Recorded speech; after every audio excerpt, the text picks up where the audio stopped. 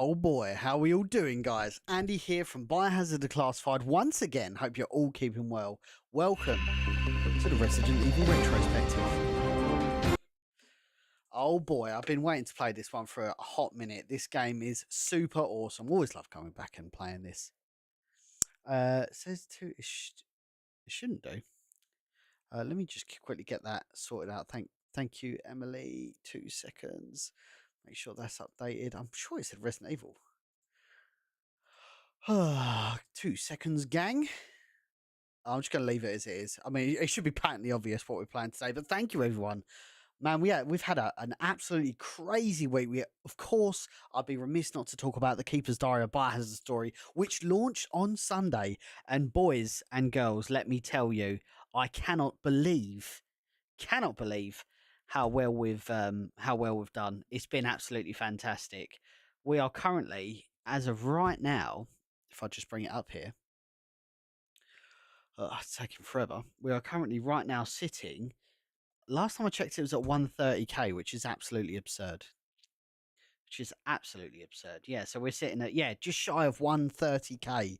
130,000 people have watched some goofy little film me and the boys put together in like 2 days, man. It's crazy. Yeah, honestly, I'm so happy it's finally out there, and I'm so happy that you guys are enjoying it. So if you got any thoughts about it, you got any questions about the Keeper's Diary, as ever, I'm super open. Jump in the chat, let us know, and I'll do my best to facilitate your answers. So we are going in with Resident Evil 3. Of course, Resident Evil 3, really the last of the trilogy of Resident Evil games, like the OG trilogy. And this game is extremely special. It was, I don't really count Survivor as a proper Resident Evil game. It's kind of like this fast-paced, like action first-person game. It's not like a traditional Resident Evil game like this. This is really the last bastion of old school survival horror games for me, if you don't count Dino Crisis, of course. So we are going to be jumping in on heavy mode. We're playing the PC version, and we are going to be having a GOG PC version at some point. We're just waiting for that to drop. They say it's at the end of the year, but we'll see. And we are going to go for, I'll tell you what, we're going to go for the police outfit. On this one, we're going to be defeating every nemesis. I feel like it's the right way to do it. It all began as an ordinary day in September. An ordinary Again, thank you to everyone who's tuned in so far. It is certainly appreciated. While you're doing that, I'm actually going to... No one dared to oppose them, and that lack of strength would ultimately lead to their going to get this destruction. sorted. Stephen, thank you for the follow. That's appreciated. Welcome into the Resident Evil Retrospective. I suppose they had to suffer the Playing consequences some of their RE3. actions, but there would be no Hey Andy, what's the best way to contact you? Dude, Only they had to the be honest, courage to fight. I'm on everything. It's actually hard not to contact me. It's true that once the wheels of justice begin to Instagram, turn, Twitter, nothing can stop them. Facebook, Nothing. completely up to you. Ding dong indeed. Thank you, It was Steve. Raccoon City's last chance. Definitely my favourite Resident Evil, and happy to be here. Well, my friend, make sure you've checked out The Keeper's Diary, a Biohazard story over on YouTube. It's a new short film we just dropped. It's all based around that initial diary entry in Resident Evil 1. Hey, Rexy, how's it going? Great to have you in the chat as always. Now we're playing some Resident Evil 3. God, I love this game so much. Sorry, I know I'm a bit all over the place, guys. I've just, my computer's been freezing like all night, and I finally managed to get it sorted just in time for the stream, so I'm a bit flustered. Turn the volume up on what? What do you want me to turn the volume up on?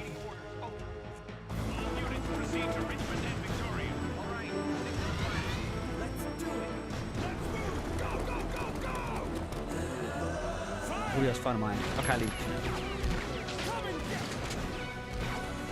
Man, this is dope. Dude, we need a proper remake of this thing. This intro right here is art. Cinema. Vita, thank you. Big jazz, thank you.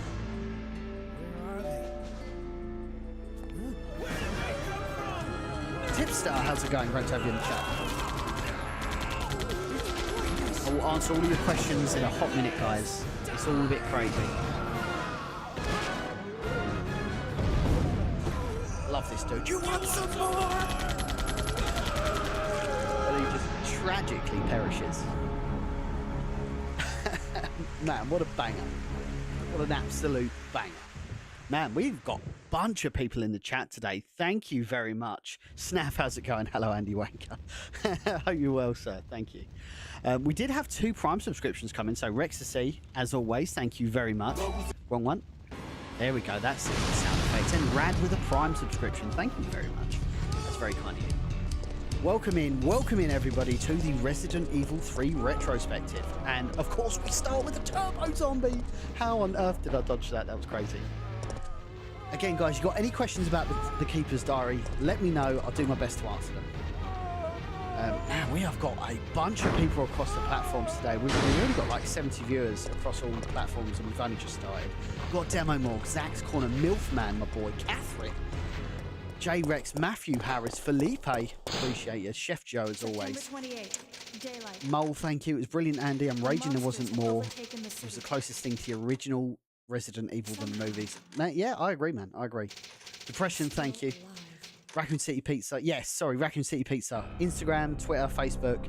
If you message me, I'll pick it up. I'm super active. Barbara, how's it going? Kate, man, everybody loves the Resident Evil retrospective. What?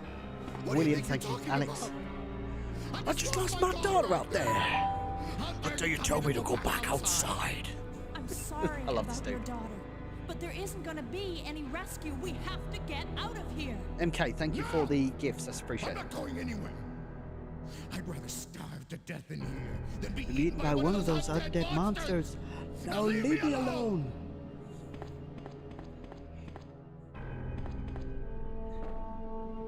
Is the volume okay now, McBrew? You just confirm that for us, that'd be appreciated.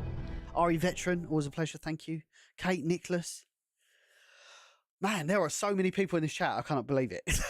I've never started a chat and it's just absolutely popping like this. Watch Keeper's Diary, found it hard to masturbate. Totally get that, man. It was hard masturbating while making it, let me tell you. The Keeper's Diary, the best rendition of a Resident... Oh, fucking Jared, man. Sorry. Jared, by the way, one of our executive producers on The Keeper's Diary. The best rendition of Resident Evil produced yet. True to the game and well done whilst being on a small budget, which I'm proud to have contributed to. Now we need Leon S. Kennedy, played by yours truly. Of course, it goes without saying. Thank you very much. Joe, thank you for your kind words. Congrats on The Keeper's Diary. Thank you, Lorinda. Man, this is crazy. What is going on tonight? Everybody is on a real big hype team. Love it. Thank you. Decoy, how's it going? Mr. Anderson, I haven't heard that name in a long time. Hope you're doing well. Keeper's Diary was awesome. The Hunter looked fantastic. Yeah, the Hunter was special. Huge shout out to Lewis and Stephen Spady for their excellent work on that. It was, as you can appreciate, this is the first time it was ever done in a live action setting, so it's really important to get it right. Did we get it 100% right? No, because we don't have $1 million budget, but for the budget that we had and the team that we had, I'm very, very proud of what we put together. Oh, it's Gary. Oh, yeah. Of course, Gary. How's it going, sir?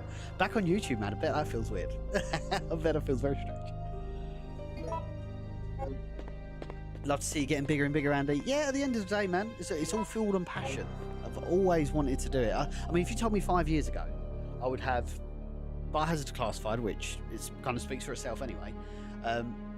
I'd be involved with all these cool Resident Evil channels and all these cool community projects, but ultimately the kind of holy grail of Resident Evil content creation, let's be honest, is making your own Resident Evil film, and I did that.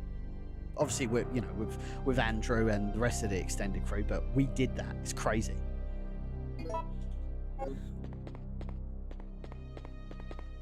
We've got ideas, man. We've got ideas. We've not got $1 million budget yet. Well, I don't think I'll ever get $1 million budget, and that's okay because listen, I don't need to have investors. I just need some fantastic people around me who will assist me make that. And this is why, guys, like when it comes to like this grassroots content creation that we're doing, it's really, really important. That's the second person someone said the game's quiet. Let me I will be dropping Nemesis every time. Manic Mai, how's it going? Thank you for tuning in on X. We are also live on X, guys. Still an experimental platform. And it's pretty loud on my side. I don't quite know how I can turn it up. Sorry, gang. Give me 2 seconds. I'll just turn this up a tad for our friends Right, I'm going to put it up to 15. I don't want to turn it up too much on TikTok because I don't want to blow myself out here. That should be okay, but just keep me updated. Let me know what it sounds like. On Facebook, YouTube sounds fine. Cool. I'm watching your 2 websites. Let's go, Rexy. That's the first time I've ever replied to someone on X. Actually, that's crazy. Emery, how are you? Unless you win the lottery, dude. If I win the lottery, I'll be making fan films non-stop. But yes, the point is, I've got no investors or anything like that, so I only have a team of people around me, and providing I know I'll make it an authentic adaptation, I'll never have a problem. Which RE has your favourite savoury music? Oh man, they're all tough because they're all so iconic. Zach, thank you. I've watched The Keeper's Diary. It's great, dude. It's so humbling. There's people in the chat that I haven't spoken to in a long time, and they've come in the chat and they're like, "I watched The Keeper's Diary. It was exceptional." It's crazy, man. It's crazy. Like this little project that we kind of built up. Everyone's watching. It's glorious. Lou, how's it going? Let's go, man. Well, it's good to have you here. I appreciate it. Jordan Graves coming in with the big ones. Thank you very much. Dude, look at them gifts, man. That is crazy.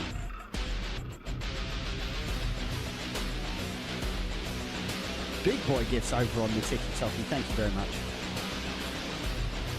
Thank you. Just started Keeper's Diary, incredible, by the way. At the end of the day, this is kind of like the selling point of the Keeper's Diary.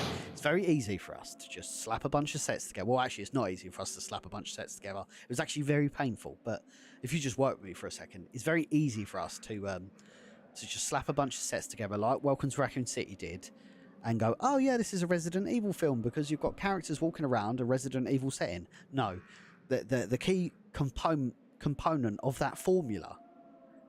You have to feel Resident Evil, and it has to feel Resident Evil. Like, the reason why we hold such a lot of nostalgia for Resident Evil, and when you watch The Keeper's Diary and you're like, oh, this is crazy. I can't believe how authentic this is, because we're making you feel what Resident Evil is. The atmosphere, the grittiness, the tension. It's all there, and that's how it's achieved, and that's why they keep slipping up in the official adaptations. It's because they can't make you feel Resident Evil because there's too many studios, too much studio interference, in my opinion. You missed first day spray. Sorry, Stephen, I did see you comment that. I'm not doing a first day spray run. Peter over on Twitch is going to be going absolutely crazy, but yes, I'm not doing first day sprays, but I appreciate that. There's Bradicus. Oh man, I've even got my jacket on today. Emmy's in the chat. Oh boy. Looking forward to the Keeper's Diary in real life next month. Yeah, buddy.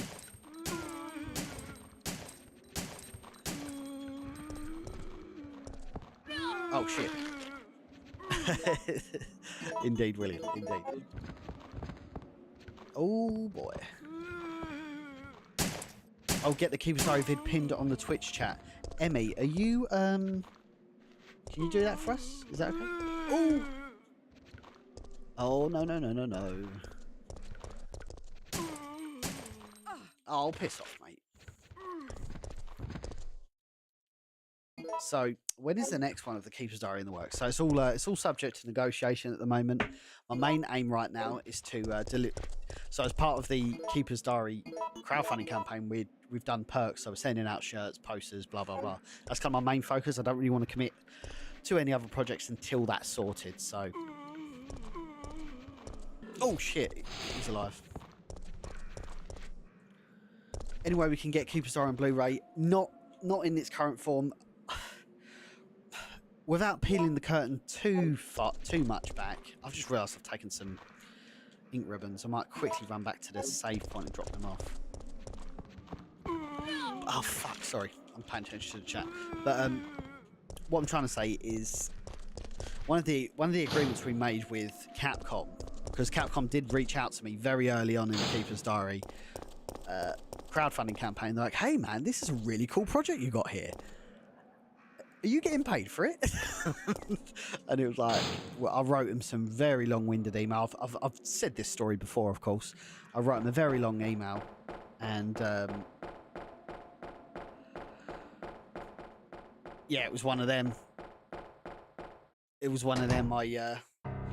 I said, you know, it's not for profit, and one of them, I think what we're going to have to do is sacrifice having a physical release to kind of bring that point back round. Because, yeah, I would rather the film be in full, free of charge for everyone to view at any time, rather than make a physical release of it and then Capcom get all funny about it. Like, at the end of the day, I'm already exhausting Capcom's goodwill here. And they have left me alone for the most part. You know, we've been very open and honest with them. I've even said to them, I'll share my books, I'll share my accounting, my receipts, whatever they want to see, just to give them comfort that it is a fan project and it's not for profit. We're not seeking to make money from it, etc., etc. So I'm not saying I can't rule it out in the future or a future project we do. It was just one of them. A physical release was never part of my... A future release was a physical release was never part of like my perks, and I don't really know enough about creating physical media to like, because at the end of the day, if I want to create physical media, I want to make sure it's fit for purpose and it's high quality. And if I don't know enough about it, I can't guarantee that. Like posters and shirts, it's a little bit different. I hope that makes sense. I would say probably not Lulu Laser, because we're at a point now where politics are really divided, and no one's going to be happy with anyone's decision. So I would say, yeah, let's not open up the can of worms when it comes to voting and all that sort of fun stuff. The only thing I will say is 100% go out there and vote if you can, if you are physically possible, because every vote makes a difference. Tyrone, let's go. And I just see you've made VIP over on our Twitch. Let's go, Daddy. Thank you very much for your support, and thank you for supporting the Keeper's Diary project. I really hope you liked it. I hope it lived up to the I hope it lived up to expectations. I appreciate it is short.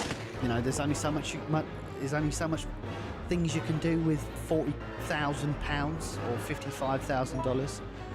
Shit's expensive, dude, and you know, it was an authentic adaptation. I'm adapting 12 pages of a Resident Evil file, so there's only so much you can do with that. So yeah, I hope it lived up to expectations. And if you've got any questions about the Keeper's Diary, I'm an open book when it comes to it, because I really believe that if you want people's buy-in in future projects, if I crowdfund again, I need to be open and honest with you. So if you've got any questions, no matter how brutal it is about Keeper's Diary, I'm more than happy to answer them. Poppy Cakes, how's it going? Thank you. Risen with the gifts as well. Thank you. What are you saying? You'll see. I love this dude. He's after STARS members. There's no escape. Again, huge shout out to everybody who's watching the stream today. If you don't know who I am, my name's Andy. This is Biohazard Declassified. We go live every Wednesday with the Resident Evil Retrospective. We're working our way through the Resident Evil series, all the way from the start, working all the way up to the latest release, which is of course Village. So we are currently on Resident Evil 3, and we're doing it every Wednesday. So appreciate you dropping in. Hope you enjoy the stream, and if you're not following us, drop a cheeky follow, because we have a lot of fun in these streams.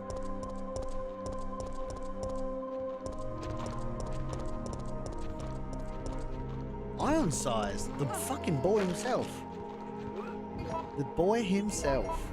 Really enjoyed Keeper's Diary. Well, listen, I showed you a couple of bits and pieces. I know when we last saw each other at Insomnia, you was dying for some Keeper's Diary insight, and I hope we delivered. I really hope, honestly. Inevitably, it's not going to be a perfect adaptation. If everyone was perfect, life would be boring. I hope we did it enough justice for you guys. Oh boy. I will be doing side titles. The only thing I might not do is multiplayer ones, because it means that I've got to rely on other people, and I know I'm always going to rely on myself, if you know what I mean.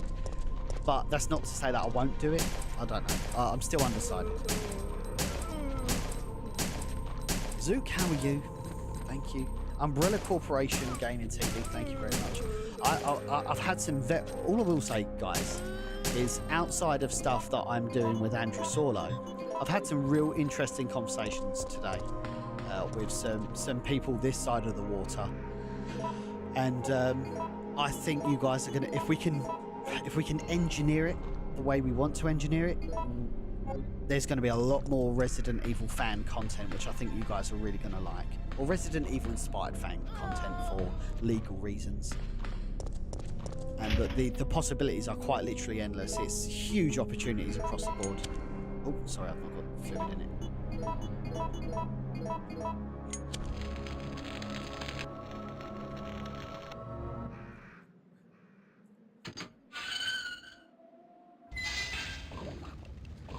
I must admit, I was not expecting Ugly Face Scott as a zombie in the closet.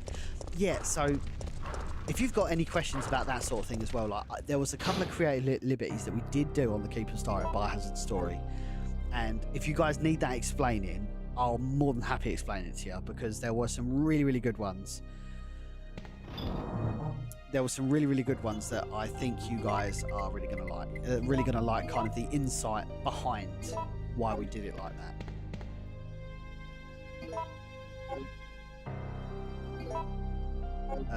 Sorry, hang on. But if you could pick one, what was that in relation to?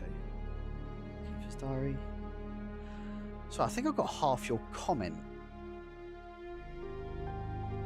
I think I got half of your comment, Zach's Corner. I can't find the other half. Baz, how are you? Thank you very much. Hope you're doing well, madam.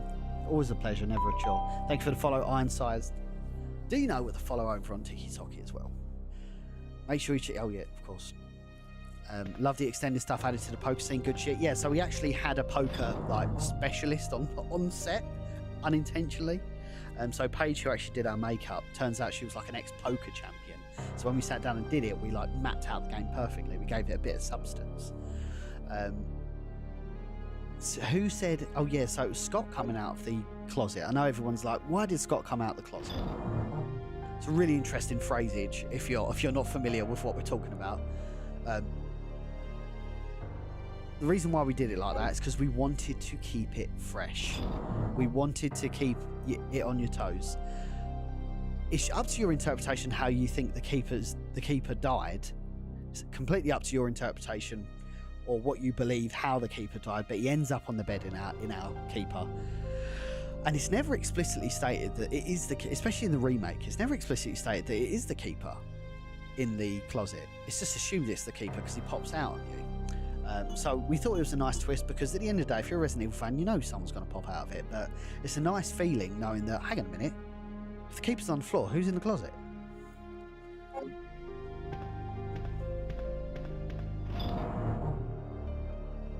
Baronation 2, The Keeper's Diary was the best Resident Evil adaptation I've ever seen. Well done, and thank you. No, thank you, man. Thank you for checking it out, supporting it.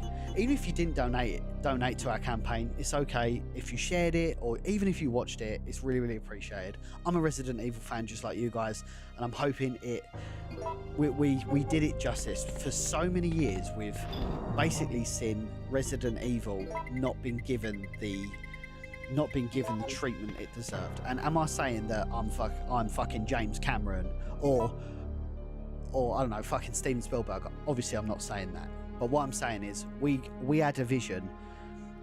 We had a vision. We had a crowdfunding campaign that we put together. You guys bought into it, you guys funded it, and we delivered on it. And not many people can say they've done that in their life. So I'm extremely humbled, honestly. Sorry, I'm just catching up on chat here. Question now, if that's okay. Yes, Iron Size. Any question you got, honestly, jump in the chat. Susie, we're gonna need your thoughts on the Keeper's Diary as well. I did ask Matt to send it to you, because I wasn't sure the best way of getting it to you, but I'd really appreciate if you can give your extended thoughts on it in some capacity. But thank you for tuning in. Always a pleasure. Always a pleasure, never a chore, madam. Sorry, I'm just catching up on chat here. Yeah, it would have been special looking zombie in that room. Same with John in a lab. I must admit, when we were shooting the poker scene, it looked so visually pleasing. We was like, are we shooting Resident Evil? Are we shooting like Casino Royale? Because it was just so beautiful and cinematic. That whole area was modelled after the guardhouse. So we actually, Nate, who plays Elias in The Keeper's Diary, he actually owns a barn. And I'm not even joking, it looked exactly the same as the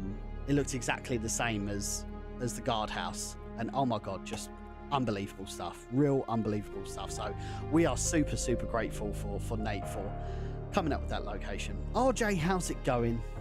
Thank you very much. Andy, always appreciated.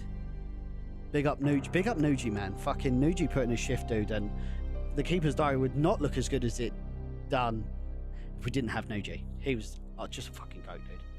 But Bulk did a watch party. Yes, I was in that last night. That was glorious. That was absolutely glorious. That was another thing. So another kind of minor change that we made is Ugly Face So Killed Him.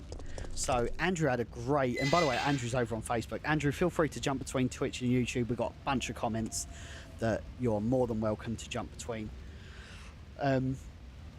But yeah, the reason why Andrew had a great fucking idea for this, because he says Ugly Face So Killed Him, but he's kind of like half in and half out at this point. So it's entirely plausible that he's kind of lost his mind, and just because he's seeing a mask, the mask is kind of scary to him. So he's like, oh man, that mask is ugly. I'm going to tear it off and eat this dude. That's kind of like the methodology behind the madness.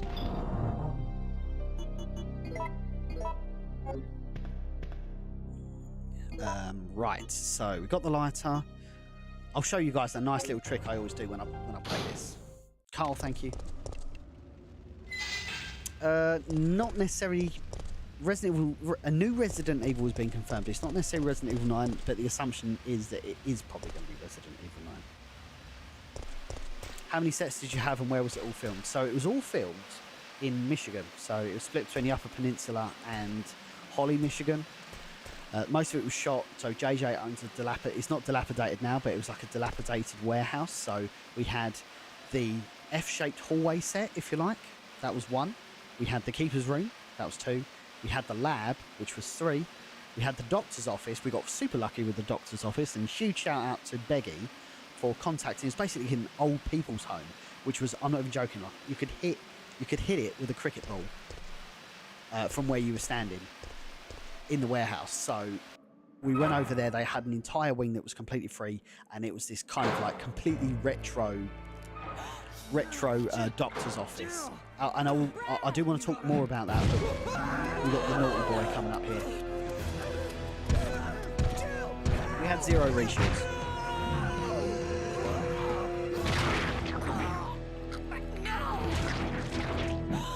Yes, sorry, Abby. Yes. Been watching whilst I'm at work. Thank you, Abby. Appreciate that. If they remake RE1, they need to incorporate some of the Keeper's Diary stuff. Dude, the Keeper's Diary is iconic. Like, often imitated, never duplicated. The Keeper's Diary is the OG note, you know? JD, thank you. Hope you're doing well. Oh, shit. Oh! I'm going to show you a neat little trick that I always do when I play Resident Evil. Where can you see the Keeper's Diary? You can see the Keeper's Diary over on YouTube. If you go on the Residents of Evil, it's the like top viewed video right now. It's got like 130 views within a couple of days. It's absolutely insane. Pizza Face, how are you? Do you know how much footage you recorded in total? A lot more than what was shown. I know Andrew really stayed tight in the shots, so there was a lot of footage we didn't shoot. Oh shit. Oh yeah, this was a neat little trick I discovered a few years ago. So if you get him in this corner here, he can't actually hit you, so absolutely doing it. Oh shit. Oh no! Please don't hit me. Oh, I just realised I didn't take any health either. We should be right. Seth, how are you? Thank you. Ooh. Gotta be careful. Huge shout out to everybody who's in the chat today. Very, very appreciate checking the stream out today. Playing some good old Resident Evil 3.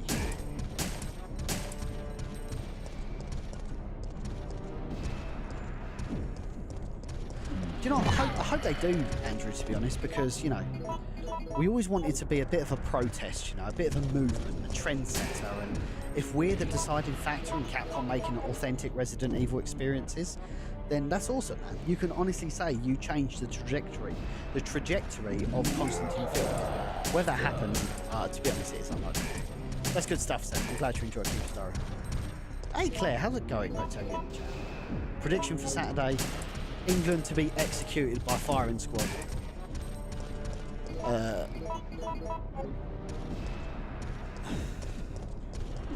Oh, you motherfucking no! Oh, this is gonna be close, gang. I've not got loads of ammo, excuse me, and I've actually left it. Oh, this is gonna, I might actually need to restart because I've forgotten the reloading tool. Oh, no way! I've just done that. Oh man, literally 5 bullets left. 25 years and I've never thought to go out the gate instead of into the station. Well, listen, this is why you follow Biohazard Declassified, for these award-winning moments. Lucas, how are you? Thank you. But as I said, guys, if you've got any questions, I appreciate the chat might have moved on, but if you've got any at all, any questions about the Keeper's Diary, now is the time to ask. No matter how open it is, I'm more than happy to facilitate your questions. Liam, Keeper's Diary, great stuff, mate. Appreciate you. Any reaction from Capcom? Not yet. Not yet. I think it probably goes without saying that they must know about it.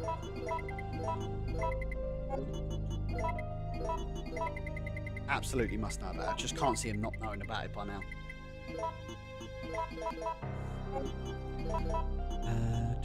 Shall we take that for now? I do want to... What do I want to do here, Andy? What do I want to do? I'll take the B out, just to give me some ammo. Yeah, I got the pickup, fortunately.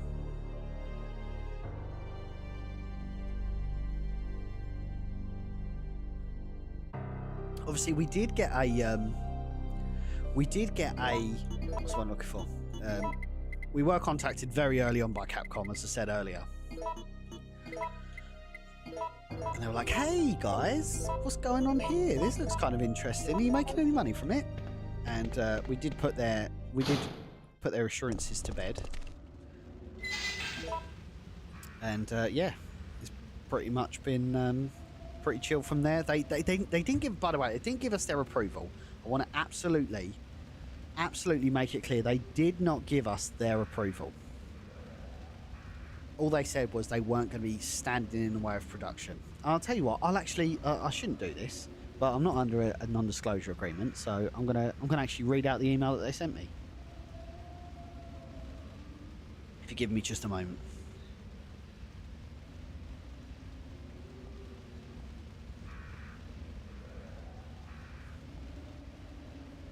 Obviously, I'm going to paraphrase it. It's not going to be word for word, so for legality purposes, I'm paraphrasing it. I'm not doing it word for word. Not now. Right, so it was the scariest email you could ever see as well, because it like appeared and it was like 2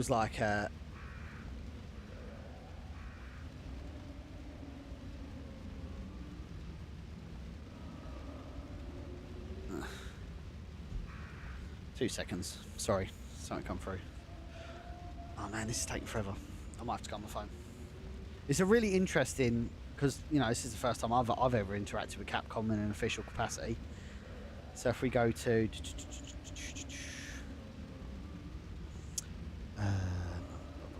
Capcom, it's kind of scary, man. I ain't gonna lie.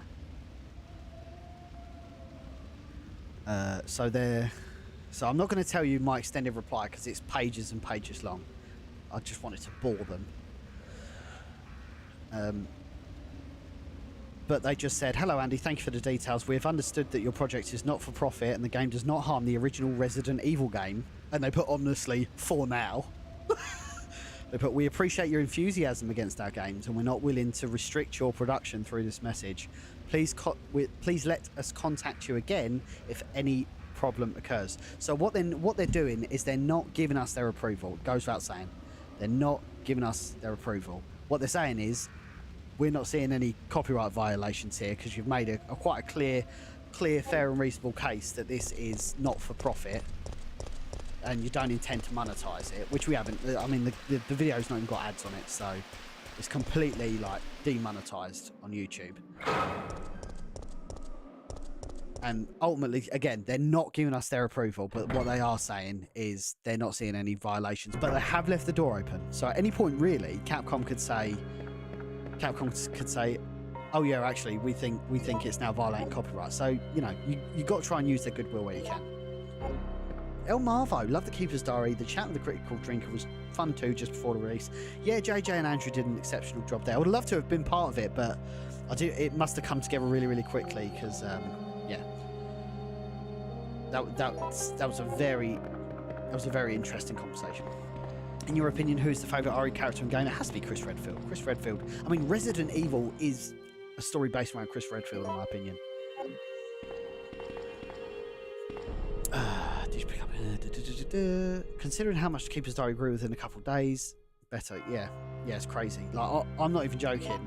You got to think we have seen that Keeper's Diary edit. Me and the gang, we have seen that Keeper's Diary edit umpteen amount of times, and you get to the point where you're almost numb about it. You're like, are people going to enjoy this? Are people going to like the product that we're putting out? We think that it's, but we are blown away with the reaction. Honestly, I know that's going to sound really silly now, but we are honestly blown away with how people have received the Keeper's Diary. Like, people have been so kind. Like, inevitably, there's stuff we got wrong. Like, a huge missed opportunity for us, and something we'll do better in the future. 100% is Jill's Beret. Jill's Beret just didn't work. It was terrible. And in time, I would like to, you know, if we get the opportunity to again, that's not going to be a problem. It's just one of them guys, you know. Like, I'm not a military expert. Andrew wasn't a military expert. We did our best at that time, but yeah, we just got the beret wrong. I mean, it looked more like a French beret. Oui, Gilles Valentine, you know. It is what it is. We can only apologise for that. We did get a super chat, a $5 super chat from Elac, making a donation for the love of the games. Thank you very much. That's extremely kind of you. Joshy, my boy, well done. The Keeper's Diary, hearing the original head turn zombie groan was a nice touch. Yes, of course. I appreciate your kind words. If I don't answer any of your questions, guys, I've got like a chat that's absolutely endless, so if I don't answer it, it's not because I'm ignoring you. I've probably just missed it. So please ask me again.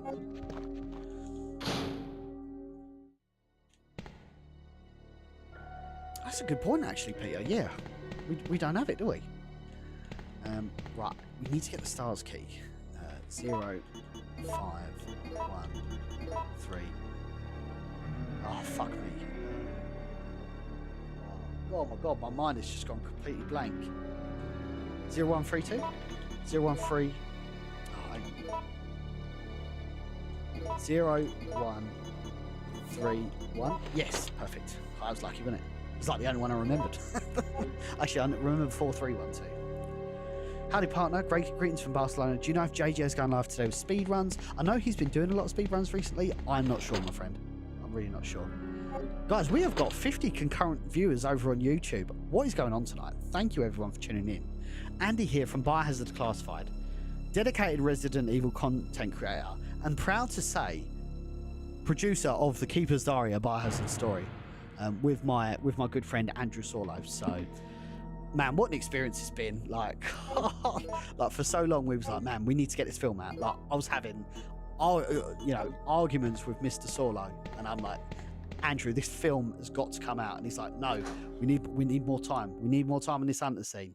And it's paid off. I think the additional time that Andrew put in was definitely worth it. Oh, man, I thought I was going to get that. What did you guys think of the hunter scene? That was the first time, by the way, guys, that a hunter has been in live-action Resident Evil, which is a crazy, crazy concept. Like, I don't think we've had the Tyrant either, actually. Like, these are two, like, really iconic Resident Evil figures. Like, and they're just not in live action. It's crazy.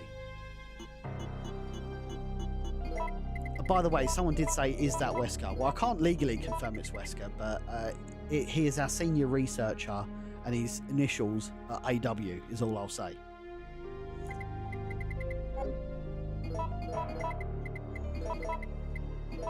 Right.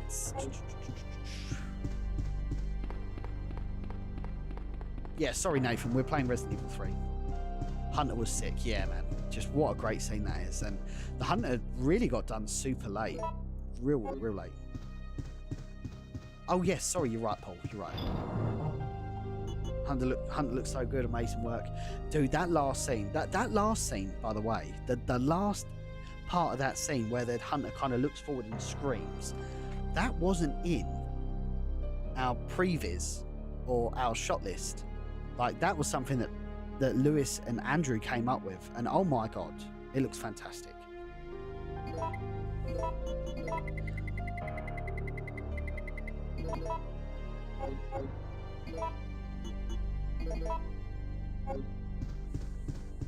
So his name was Aidan Watkins. Yes, he was senior researcher Aidan Watkins. Man, you guys are funny. Fan film about Wesker, now he's become the villain. Oh, that's a good... I never thought of that. I've got some real good ideas, actually. I don't want to share them with you, just in case I want to fucking crowdfund them. I don't want to keep the element of surprise. All I'll say is I've had some real good conversations recently. Some real good conversations with some real good people. And I think the next couple of years in Resident Evil content creation is going to be unbelievable. So... Oh, thank you, Shane. That's very kind of you. So we got Resident Evil. We got obviously the turning zombie here. You gotta have the turning zombie, and I got Lara Croft behind me. I got these from T Public. So these are actually they're like polyester flags, and I'm in my I've got a garden office, and it's got like magnetic walls. So I've just got some magnets holding them up. Really good shit. Looks amazing. What did you think the reaction of the Keeper's Diary would be? That's a great question. Initially, I think people would have... what's the one I'm looking for? There were a couple of things that I spotted, which, again, like, it wasn't the perfect adaptation. Inevitably, there's going to be stuff that we, in time, will look back and think, man, we could have done that better if we had more time, etc. I think people were going to pull us up on the makeup, if I'm honest. I really thought people were going to put us up on the makeup, but people really liked it. I just feel like we just didn't do enough with the makeup, but Andrew did a good job with the CG.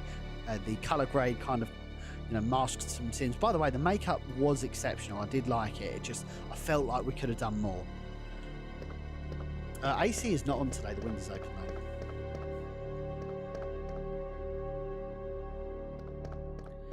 though. So yeah, that was the first one. The beret, I knew people were going to pick up on the beret just because it was a bit too puffy. Like, it was kind of like a quiff on a head. Some military stuff people would pull us up on. And the ending being a bit too quick. So Andrew had a vision of that end scene. Obviously, Jill's got military training, so she kind of quickly pulls her pistol out, takes out the zombie, and then kind of moves on. To me, like, again, I'm not a director, but for absolute clarity, like to make things clear, obviously I believe in Andrew Sorlow's vision for the Keeper's Diary. Andrew's the director, he wrote the script, and he edited the film. I helped Andrew bring that vision to life by forming the budget, by bringing the extended team together, and by expending the budget appropriately. So, like, obviously I put some creative points in there where I could, but it's not, it's Andrew Sorlow's Keeper's Diary, it's not Andy Cox's A Keeper's Diary, if that makes sense. So it was ultimately his vision. So for the end, if the shoe was on the other foot, I would have probably had a little bit more dramatic, like the zombie comes out of the closet, there's a little bit of a struggle maybe, and then the zombie is inevitably taken out. But listen, I'm super happy with what we've delivered, and I hope everybody enjoyed it as much as we enjoyed putting it together. Man, it was mad stressful, but we're seeing the fruit of the labour now, and I'm really happy with it. Yeah, more time, more money. You got to think. I actually had some guy on my page. I put up some posts, and they actually said, "I can't believe this is all we got for $50,000." So there's two things there. Like, one, what was you expecting for $50,000? And he didn't mean it. He didn't mean it in a good way. He meant it in a bad way. Like, oh, that's it. That's all we got for the money. And it's like, I'm not quite sure you understand how much things cost, dude, because shit is expensive, man. Like, oh my god, things are expensive. Yeah, Jared actually did comment, and I was like, dude, you're not getting you're not respectfully, you're not getting a feature film for $50,000, or at least a feature film how we want it to. Like, we use cinema grade equipment. We built all the sets ourselves. Like, a lot went into that. And when a lot of stuff goes in, man, stuff costs. Obviously, flying everybody out to such a remote location. Iron Mountain is an extremely remote region of the US. Oh my god. I need to save it. Jared's one of our executive producers. Mr. Boswell, Andrew. But yeah, he basically said, dude, you obviously... Actually, Andy Sperling commented as well. I was like, oh, fancy seeing Andy here. But yes, he said that he mirrored the same thoughts. No, it's just a dude saying, I was a bit underwhelmed. This is what... The one criticism that I haven't understood today is when people have said, I can't believe... Like, some people say, oh my god, it's short and I wanted more. Like, that's a really positive feedback, because that says to us, you know, we've left you wanting more and more and more. So it gives us an opportunity later down the line, if we want to crowdfund again, you know our capabilities and you will invest and buy into our product. But then there's like, oh, I can't believe it's only a short film. It's like, well, we need to measure this up, really, because on one hand, like the common Resident Evil fan wants an authentic adaptation of Resident Evil. We have taken a diary entry from Resident Evil, which is 12 pages long, and we are saying we are going to make it as authentic as possible. Obviously, a few little creative liberties. I'm sure you can look past that. But generally, you know, it's 12 pages long. There's only so much you can do with 12 pages. We didn't want to go, and I mentioned this on a podcast the other day, we didn't want to go all out and start introducing things that aren't relevant. We don't want to know what the Keeper had for breakfast, or his love triangle with some of the other Umbrella scientists. Basically, what I'm saying is, and Andrew put this fantastically, we're playing in the sandbox. We're playing in the sandbox of Resident Evil. We didn't want to add any more lore to it. We wanted to build upon the existing lore, which has already been established. That's what makes it an authentic adaptation, because this happens every time, where they start adding their own lore and then it just doesn't become Resident Evil. Because guess what? Because Resident Evil's been around for so long, everyone's got their own interpretation of what they believe Resident Evil to be. Whether it's action horror, whether it's survival horror. Obviously, we had the kind of retro horror. That was our kind of niche. But that's what I'm saying. That was the one comment I didn't quite understand. They're like, oh man, this is so short. I thought it'd be feature length. It's like, well, there's only so much you can get out of 12 pages. And I think we did the absolute best we could with it. And not being funny as well, in the initial crowdfunding campaign, we always said it was going to be a short film. We always said it was going to be like a 15-minute short film. And to add on top of that, Andrew had actually uploaded an animatic, which was a video storyboard, which literally went... Sunglasses? Which literally went through the entire sequence, and it was 12 minutes long. So, like, we absolutely, in my opinion, we completely set everybody's expectations that The Keeper's Diary was going to be 12 minutes long. Andy, why did you pick Biohazard Declassified as your name? Because it's cool as fuck, man. No, I used to do a lot of leaks back in the day, so obviously with declassifying biohazards. And yeah, it's a cool as fuck name. I'm sure you agree. It was on, Andrew, it was on one of my posts. I think it was the post about me talking about me and you making the Keeper's Diary. Oh. Hang on, sorry, I've forgotten my... I don't think I saved it either. 2 seconds. I forgot to grab the...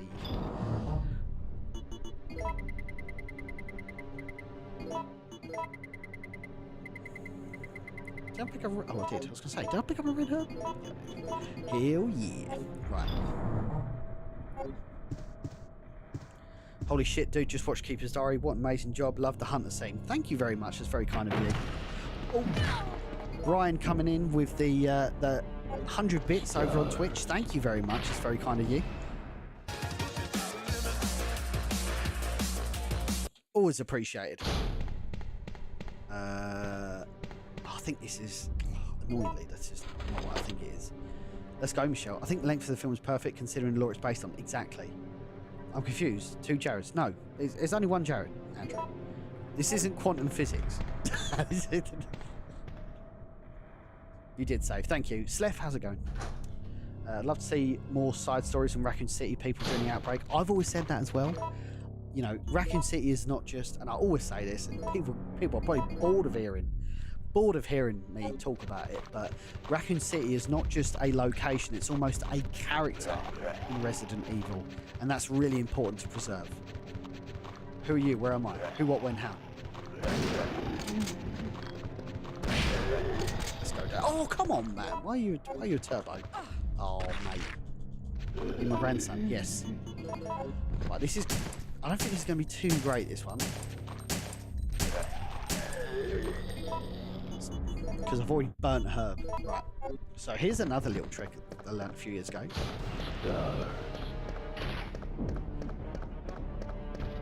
Hey, Power and the Kisser, how's it going? Great to have you in the chat. 2, 3.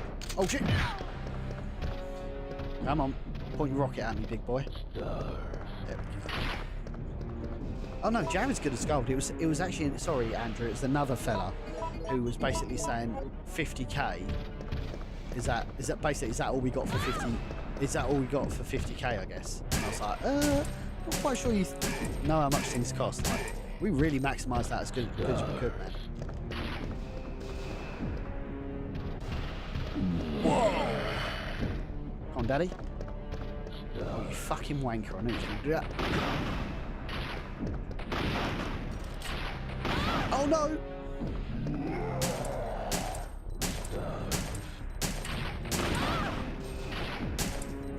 This is gonna be bad, gang. I might have to turn that AC on in a minute because I'm fucking dying. Amazing job with the Keeper's Diary. I was smiling the whole time watching it. Dude, I actually had a really cool comment earlier. Some guy voice noted me on my Facebook page and was like, man, thank you so much for what you put together. Like, he said, I don't think you quite understand how much it means to us Resident Evil fans that you put together. I was so humbled by it. It was really like, I had to like voice note him back. And I was like, no problem, man. Like, this is what's so special about Resident Evil is it makes you feel. It's not all about action and zombies. It makes you feel something. It gives you this escapism. You know, what I said to him was, you know, you can have bereavements in your family. You can have, you know, you could break up with a partner. You could lose your job or something. But one thing that's constant about your life is Resident Evil. Resident Evil never goes anywhere. It doesn't discriminate.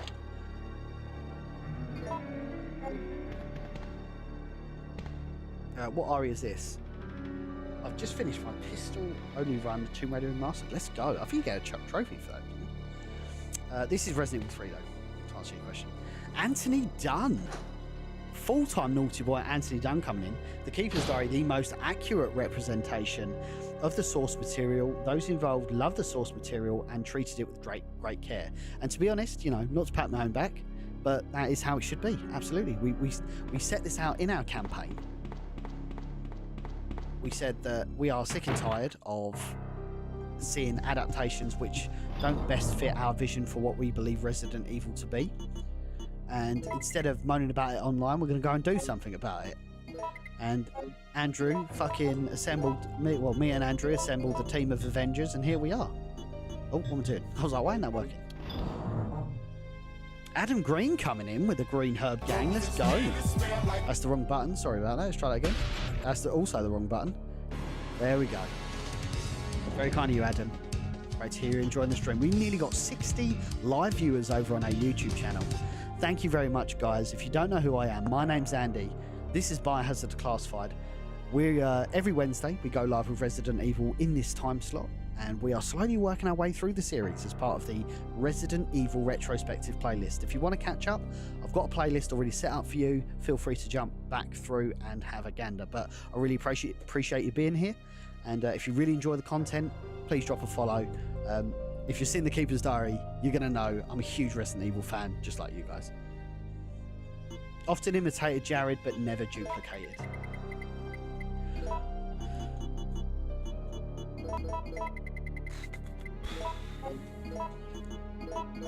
Okay. What are your thoughts on the tiny confirmation about RE9? I mean, it's not really enough to chew on at the moment. It's all a bit, RE9 is coming and that's it.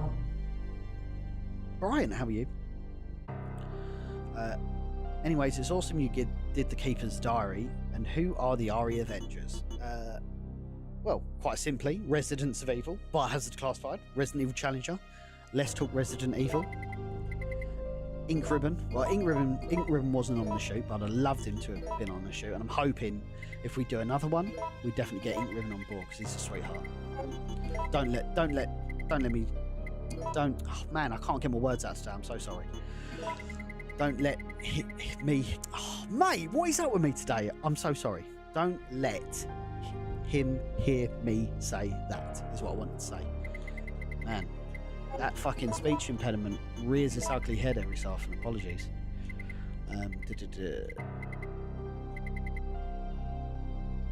Right, so yeah, I'm actually going to keep with what I've got here. I think we've got enough to move on.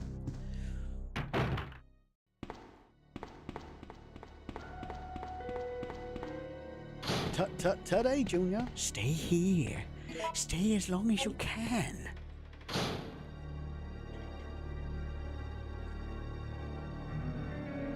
Hey, Carlos, how's it going? Thank you.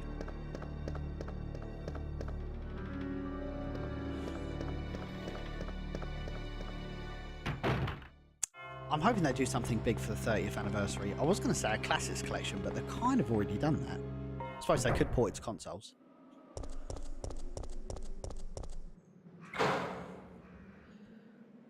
Saying that, we got over... Dude, what is... I know what's going on today, gang. We have got fucking over 50 viewers over on YouTube, and we've nearly got 50 viewers on Twitch. This is unprecedented. Thank you all for tuning in. It's appreciated. Again, if you've seen The Keeper's Diary recently, and I'm imagining you probably have, because there is a hell of a lot of viewership on it right now. And you got any questions, feel free to run it past me, and I'm more than happy to answer it.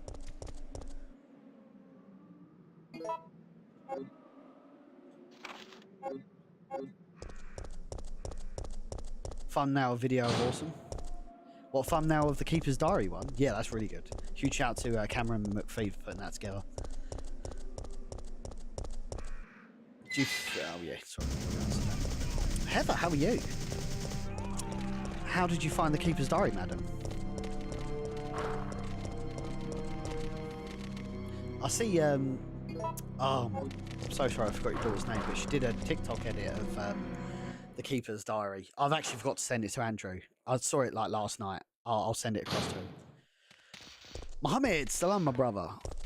The Keeper's Diary was great. How about Lisa Trevor's story or George Trevor's story? Really cool idea. There's actually a German creator called Unique Corn who is doing a Lisa Trevor adaptation. So do check her out. Yes, Unique Corn. High hopes for that. But yeah, I'd love to do something like that. I think she's invited me to go out to see her at some point. Okay. I'm going to pop these away for now. I'm going to try and save before each of these nemesis, because I do get tied up quite a bit, so we do want to be careful. I'm going to have to take that. I'll tell you what I'll do. Yeah, that was it. That was it, Heather, yeah. Yeah, I saw it the other night, because I think I was tagged in it on TikTok, actually. What's the trickiest scene to film? Well, they always say, I mean, you got to think, the crew that we were around, pretty and I don't mean this disrespectfully, of course, this is me included, you know, novice in the grand scheme of things. So they always say, never shoot with children, never shoot with animals. So we chose to shoot with 2 different types of animals, like real animals on set, which, to be fair, I wouldn't say it was unreasonable. It was just really time consuming, like, especially the kennel scene. Like, the kennel scene was actually the longest day out of the whole week, because, dude, dogs are dogs, man. You can't you can't mess around with them. So that was I wouldn't say it was difficult, but it definitely time consuming. Carlos or Steve Burnside? Ah, Carlos, 100%. Sorry. I said I was sorry. See you around, Claire. Oh shit.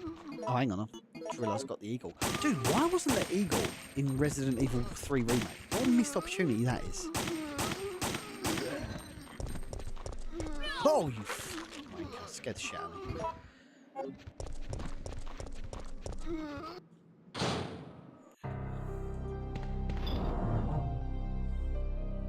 The dog scenes were good. I love Dobermans. Yeah, man. It really changes the game when you've got real life animals, especially in the context of Resident Evil, because you've got to think, like, all the Resident Evil films, I think, have dogs in them in some capacity. So dogs are quite important to Resident Evil.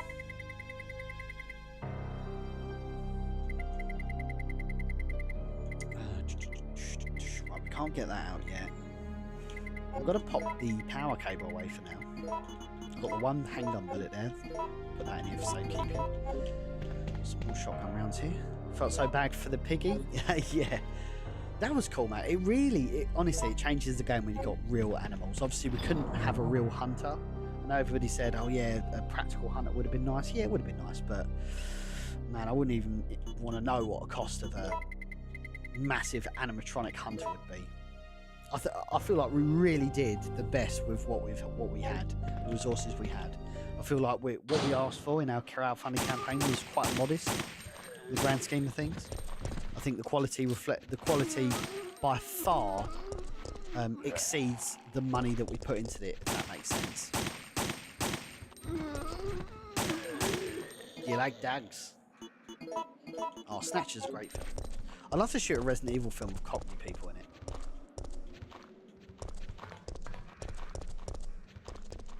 In the words, in the quiet words of the Virgin Mary, come again. What a great fucking...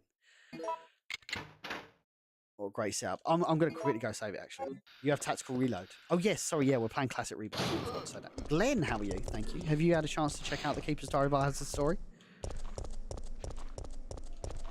Do you have time to talk about our Lord and Saviour, the Keeper's Diary of Biohazard story?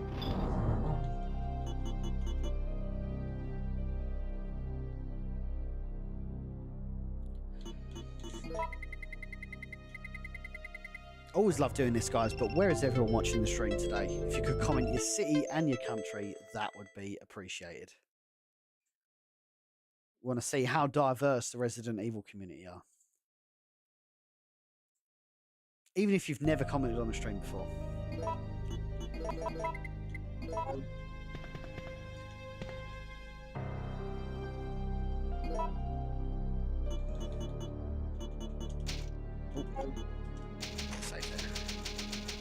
Big up. El Marvo. Love the gameplay mechanics in Resident Evil 3 Remake. They just cut almost half the game. Yeah, it was more like a, kind of an injection in the arm, if that makes sense. Hey, Mr. Cholo dropping gifts in the chat. Thank you very much. It's very kind of you.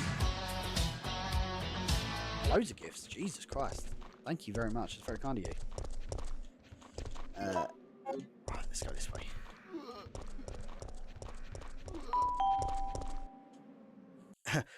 We would have popped to see you in one of these scenes. In one of the scenes as a scientist or other characters in the mansion. I have, but a lot of people have asked me this actually, but I'm a big believer you're either in front of the camera or you're behind the camera. And I'm quite firmly behind the camera, unless I'm streaming, of course. Mr. Cholo, thank you very much for all the gifts. That's certainly appreciated. Big up, Ryan. How are you? Essex. I work in Essex, dude. I live in Kent, but I work in Essex. Andy, Capcom and Constantine Films should take notes from your fantastic movie and use it in their future movie projects to respect us as fans, as you guys did. In time, maybe, my friend, but do not hold your breath. Excuse me. Do not hold your breath. I'd like to think, like, my best case scenario is it at least starts a movement where it gets things ticking in Constantine's brain, where they're like, actually, look how well received this video was from the Resident Evil community. Maybe we should do something like that. Let's go, Zax. Love that. From the southern part of US, so close to the home of RE7. Oh, Louisiana. Love that.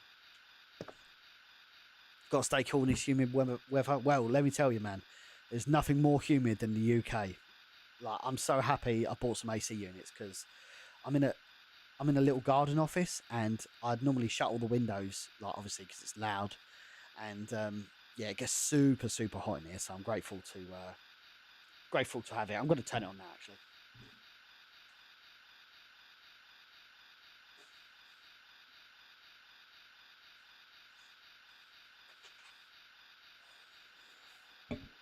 Oh, that's not too loud.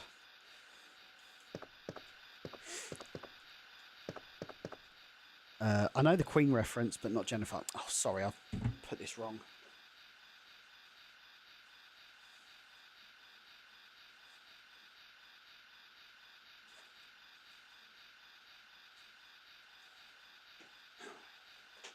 Sorry about that, babe. I know the Queen reference, but not Jennifer. So Jennifer Aniston and we had another poster of Farrah Fawcett. It's not necessarily a reference to anything. It's a fair and reasonable assumption that a man who lives by himself in his room in the late 90s is probably going to have a picture of Jennifer Aniston and Farrah Fawcett on the wall. The Queen reference is obviously, you know, Let Me Live, Made in Heaven. Made in heaven. It was all meant to be.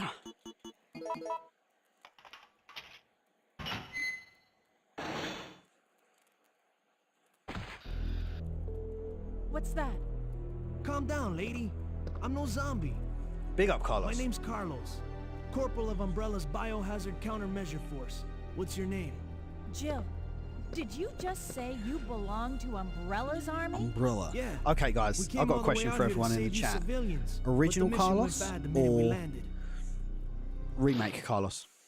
How did he find me? Here we go. Do do do do do do.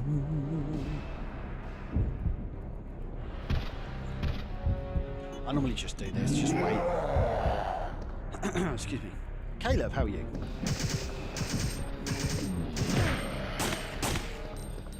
Come on.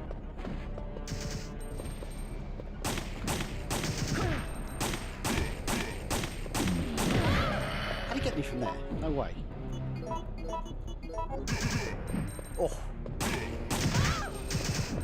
Oh, you motherfucker. Oh, he's caught me. He's caught me. Oh, no. F in the chat game. Got my first death. I didn't take any health, stupidly. Emilio, how are you? Yeah, the remake's pretty good, actually, because he's a lot more sympathetic and not as goofy. He's kind of more serious, which I really like. Resident Evil. Jordan with the donut, thank you. It was all meant to be. Again, thank you for all the super chats today. It's certainly appreciated. Welcome in to Resident Evil. Resident Evil 3, more specifically. I'm going to take that. We'll see how we get on. Oh.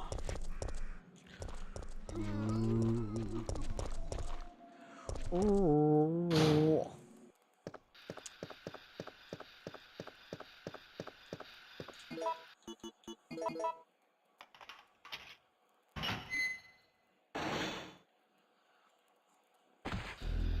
Hey Joe, how's it going? How did he find me? Let's try this again. So Carlos can be a bit of a moron in this, to be honest. And he can get himself in a pickle. Here we go. Come on, Carlos.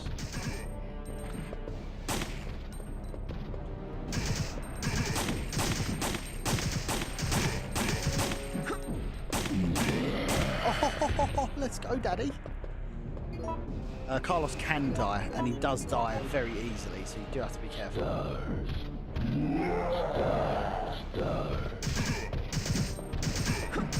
Oh! No way.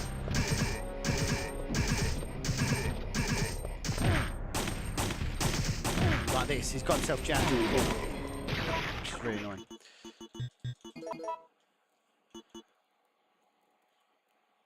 Zombie noise, thank you, Andy. That's alright.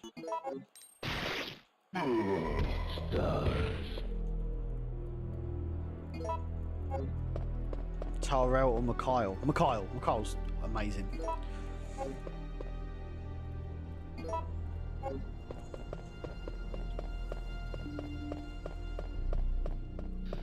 we're all good.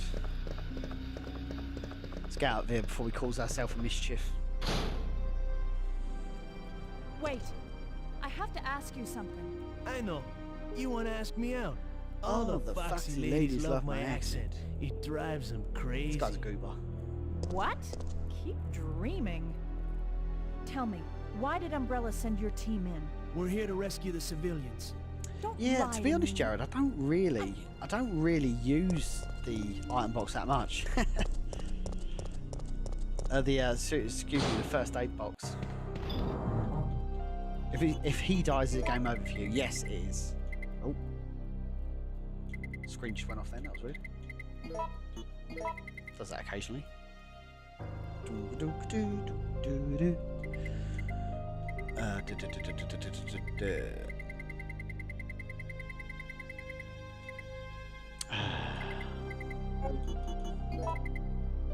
We might be alright for the moment. I do want to.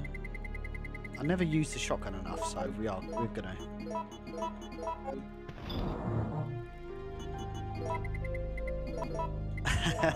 Touche, Jared. Touche.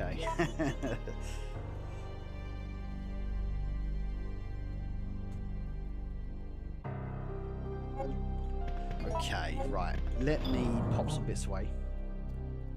We're playing the PC version today, Heather. Hey, spoopy fucking Dark Elite, Daddy. Let's go. Coming in with 100 bits straight away. Love that.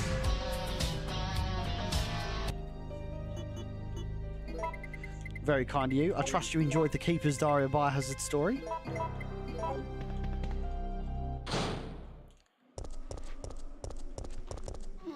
Oh, of course he's a fucking turbo boy.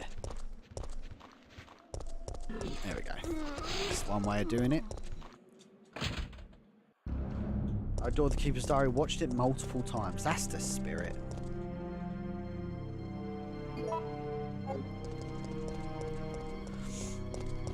By the way, someone said who was Pablo Kuntz in the Keeper's Diary. Obviously, he was the senior researcher's voice. So the actor that we had on set for our senior researcher that wears sunglasses at night, he that was Pablo Kuntz. That was the original Albert Wesker. That's why the voice just works perfectly. Why not, you know?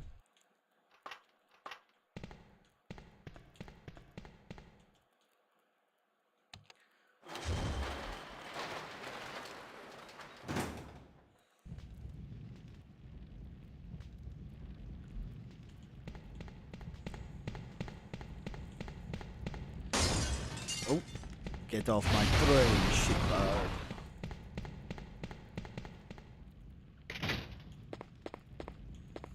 Oh, yeah. I like even, like, when he's a turbo boy, he's so slow. Hey, Donna, how's it going? Oh, cleaned his head right off, nice. Nope, nothing there. Lovely jubbly, let's get out of here.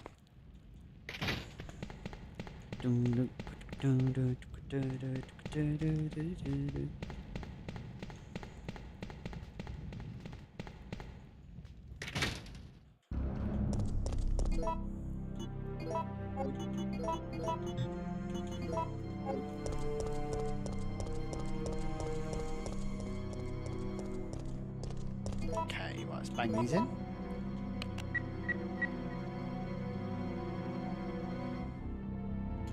Hello, mate. Congrats on the short film. Watched it and loved it. That is the spirit, man. I'm glad you enjoyed it. It truly is a love letter to Resident Evil.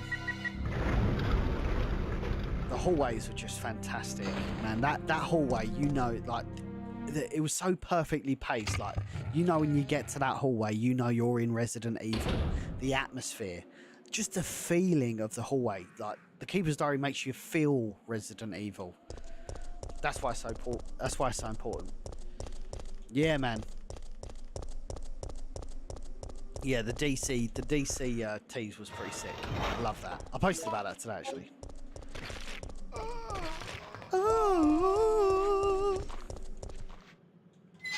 Gospel zombies.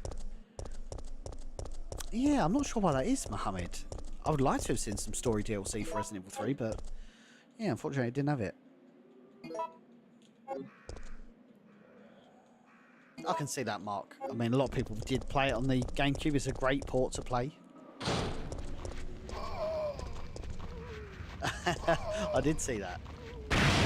Ooh. Let's go, Daddy.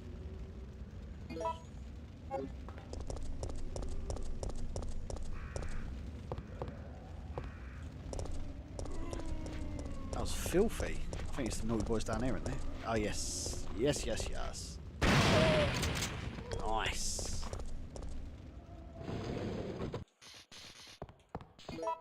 Yeah, they were just flying all over the place. You're one of the survivors from the rescue team. Mikhail, Nikolai, fire, fire, stay together. Hey, Tulai, Tulai. Have Jill, you? put this on. Can I talk to you about our Lord and Savior, the Keeper's Diary, Biohazard story? Andy, if you have any times, can you play Mercenaries? Probably not today, because I'm on quite a tight schedule. But in the future, for sure. I think what I might do is do like a separate retrospective just on all the side games, like Battle Mode, EX Battle Mode, Mercenaries.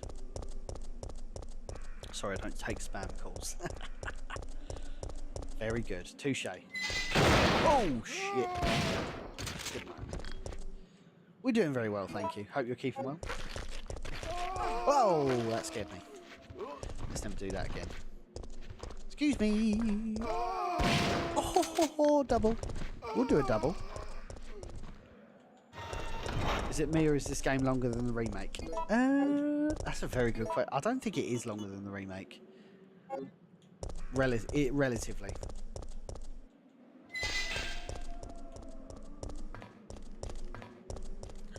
Oh.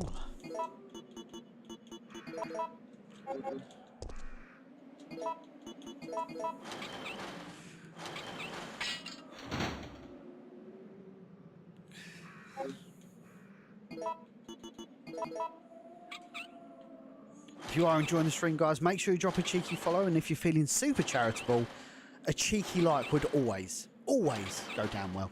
Helps us break through the algorithm wherever you're watching the stream today. We'll see, Tulai. We'll see.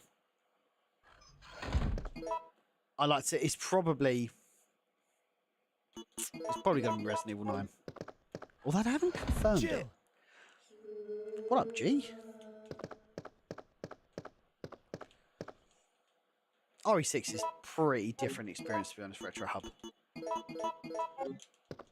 It's just a different type of Resident Evil.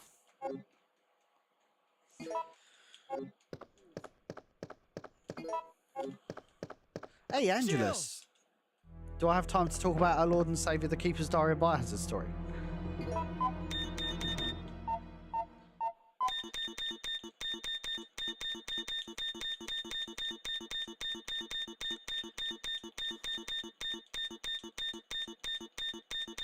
I never know this one.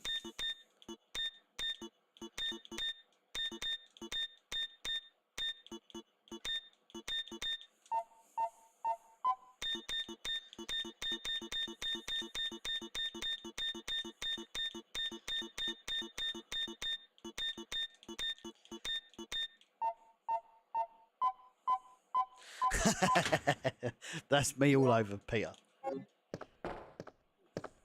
Beepity beep. What do you make of WWE scrapping the PG era? Well, yeah, I've heard this story about them allegedly being uncensored on Netflix, but they're still going to have some decorum, I'd suggest. It's not going to be full-on attitude era or anything like that.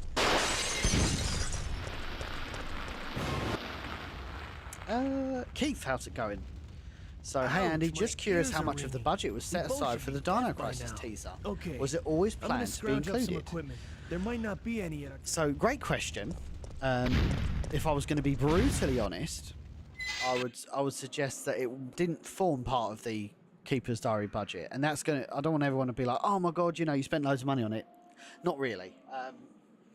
We were in a good place because we had all of the camera equipment there. So the only thing we had to do was get the outfit, which was, I don't know, I can't remember how much it was, but it wasn't as much as you thought it was. I know people have very specific comments about our rendition of the new Regina outfit, but we wanted to make it a little bit more realistic. We didn't really want Regina running around in spandex, so it was kind of like a military agent type outfit. I thought it looked really good, actually. If I have time at some point, I'll take you through it. So yeah, we had to pay for that, and obviously Hannah Fuka, who, by the way, this is another little misconception about the Keeper's Diary and Dino Crisis. Not the same woman, not the same woman actor. Gracie was Jill, and put myself in legal waters there. Gracie was our female detective, and Hannah was Regina. So, two different people. Oh, let's go. Beautiful. Oh, we are full to the brim here. I might have to go back and drop something. Oh, excuse me. Hey, John Delic, how's it going?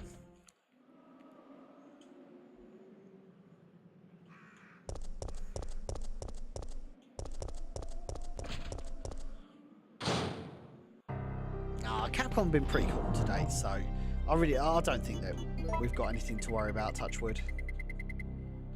I'll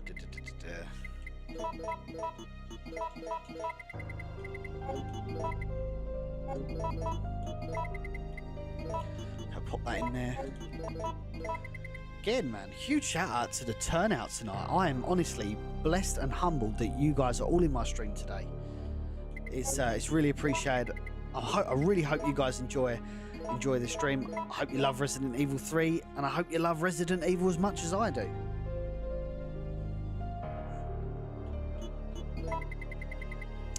Right, so we're building quite a collection of gunpowders here. This is all for good reason. It's all part of the method of the madness. So, have we got any first-time watchers in the chat? Always love to hear from new viewers of the channel.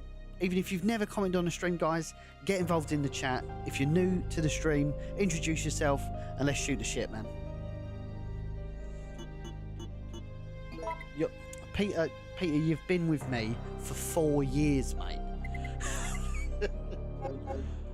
You knew me before I owned a house and had children.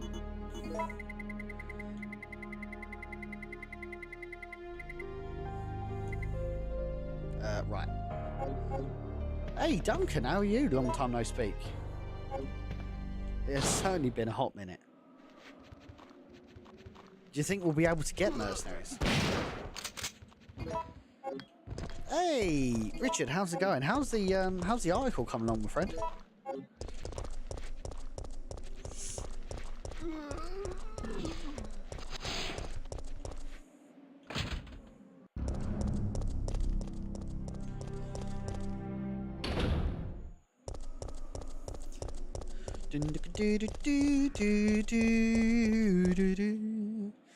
Here's a good question for everybody, actually.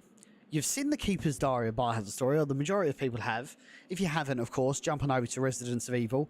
Watch the Keeper's Diary. It's only 15 minutes long. We'll give you an idea of our sort of cinematic style around our cinematic universe of Resident Evil. If now that the Keeper's Diary's pretty much been concluded, we need to all do the perks and stuff, but the Keeper's Diary is out there, it's released. What would you want us guys to cover next? That's what I want to know from everyone. What do you guys want us to cover next?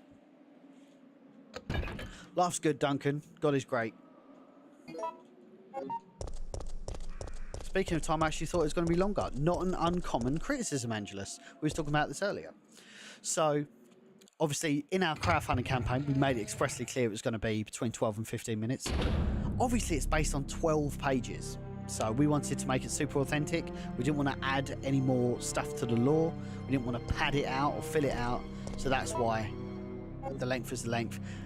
And we raised $50,000, which, let me tell you, does not go as far as you think it does.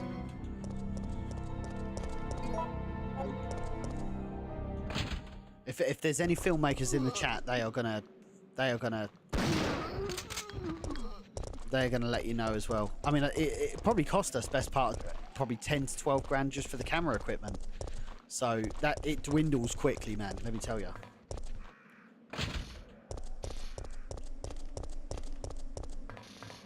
Hey, Retro Revisit, how's it going? Retro Revisit. Can I can I interest you in our Lord and Saviour, the Keeper's Diary, a Biohazard story over on the Residents of Evil?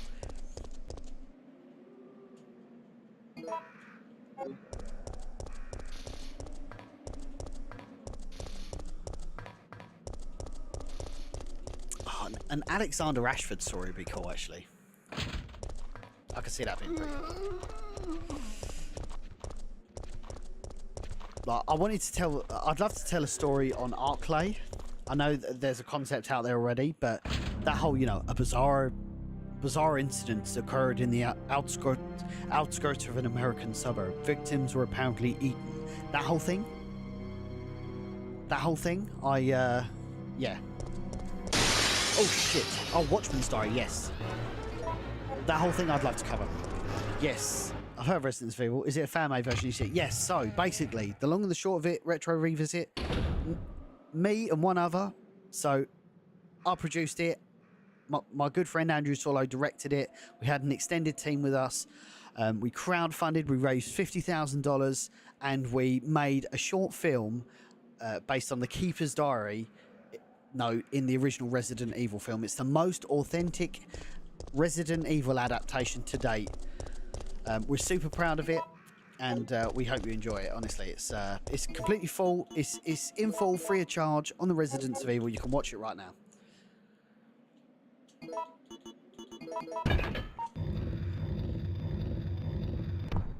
And the Watchman Diary is pretty cool, actually. I was about to mention Arclay. Yes, Arclay's pretty good. My friend mentioned the Keeper's Diary to me earlier. Yeah, buddy. Yeah, buddy. I literally flew out. Dude, we flew out to Michigan in a dilapidated warehouse 5 hours away from Chicago, doing 20-hour shooting shifts, getting this film over the line. And it was brutal, let me tell you. But it was worth it in the end because we've produced the most authentic adaptation to date, in my opinion. I mean, to be fair, I'm probably not going to be the first person to say this. The bar wasn't exactly high, was it?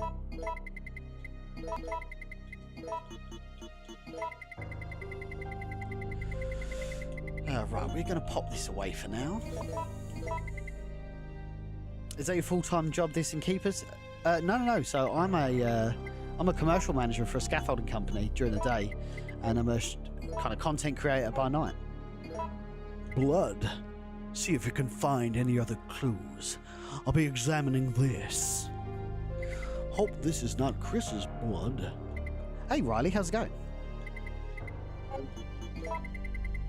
Right.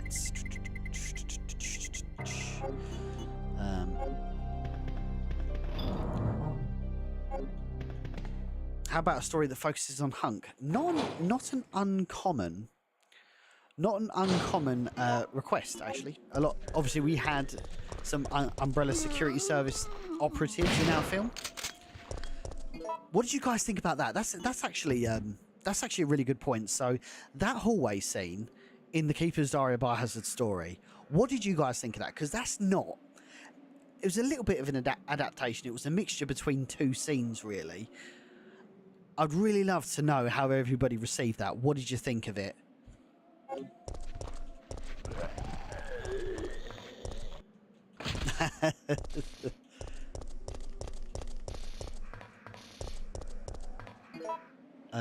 Oh yeah, got the battery. What am I doing? Oh yeah, we're going over here, aren't we? The Marvin story, I can see that. See, with a short film, you are somewhat restricted on locations. The best part about Resident Evil is they're quite isolated locations. Obviously, there's I don't see there ever being a future where I can build a main hall from the RPD, and I don't really want to green screen it. We did use very limited green screen in the Keeper's Diary for that initial scene where Jill walks into that F-shaped hallway. Behind that's all green screen, but it does look really, really good.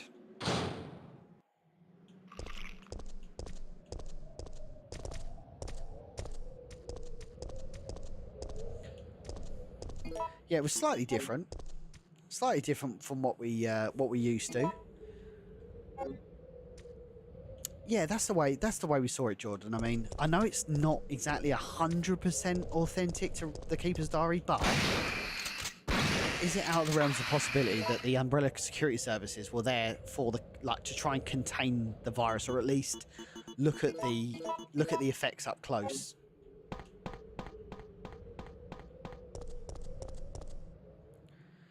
I love the beginning shot of Hartley Forest and the Spencer Mansion. Yeah, man, it still sends chills up my spine.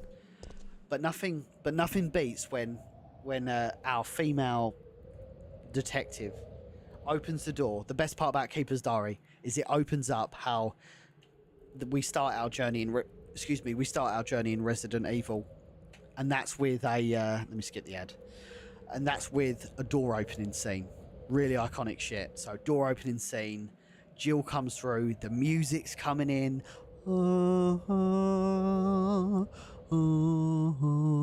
dark as fuck, really isolating. Jill's female detective's by herself, walking, surveying the area.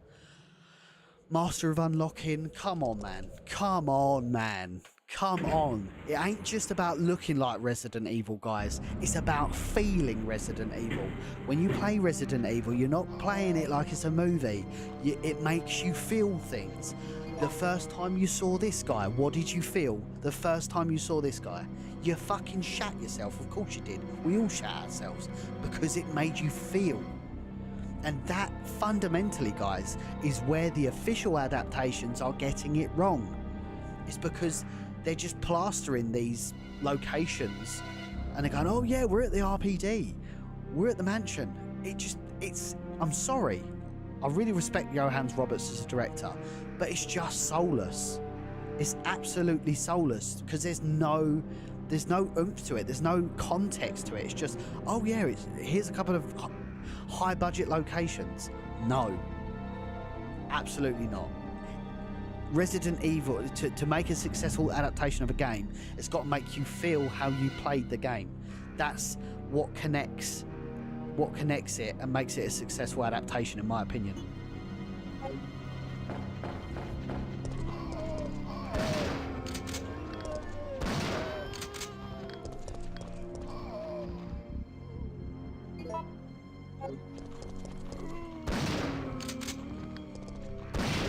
By the way, I'm not saying like Keeper's Diary does have its faults.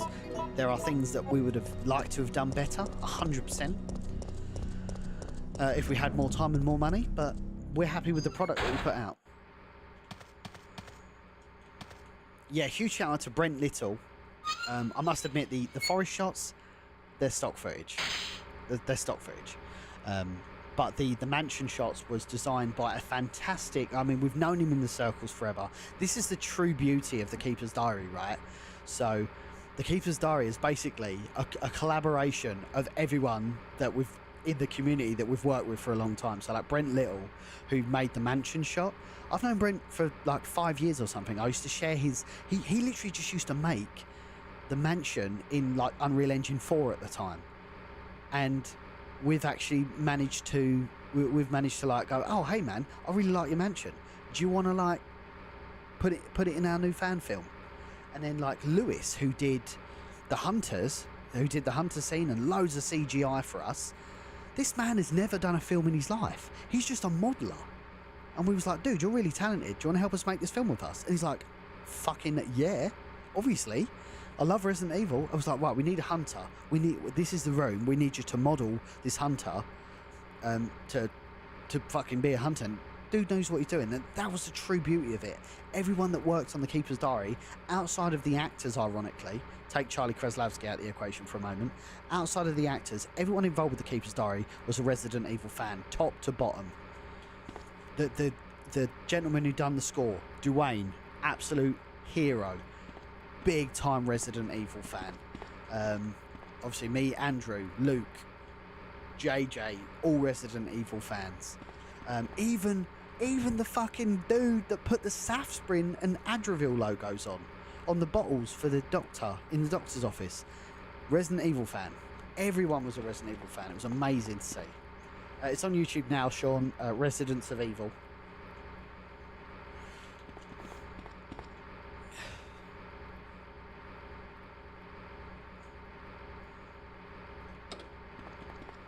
Have a good one, Zach. We will see you soon, I'm sure. But that's what it's about, Richard.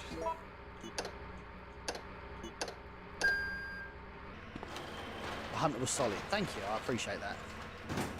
It's the 20 minutes vid, yeah.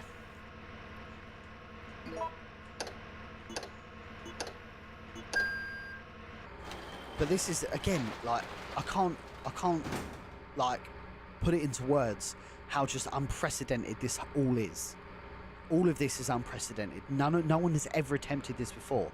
Like, imagine saying, oh, I've got this idea for a film. We're going to crowdfund it. We need $50,000. Is it achievable? Don't know. It's never been done before. We don't even know if there's $50,000 in the community. You know, it's really one of them. Are people going to be interested in something like this? We put out a campaign, we put out a teaser trailer, and people resonated with it. We reached our budget. We smashed through our budget, actually, by quite a considerable margin. We used that additional funds for our lighting and camera equipment and really took it to another level. Really took it to another level. Oh, thank you, Retro Reset. There's no need, honestly, man. I'm reasonable sized content creator in my own niche, to be fair.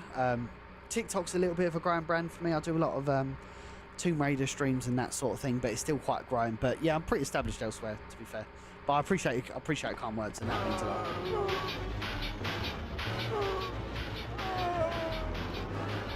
Here we go.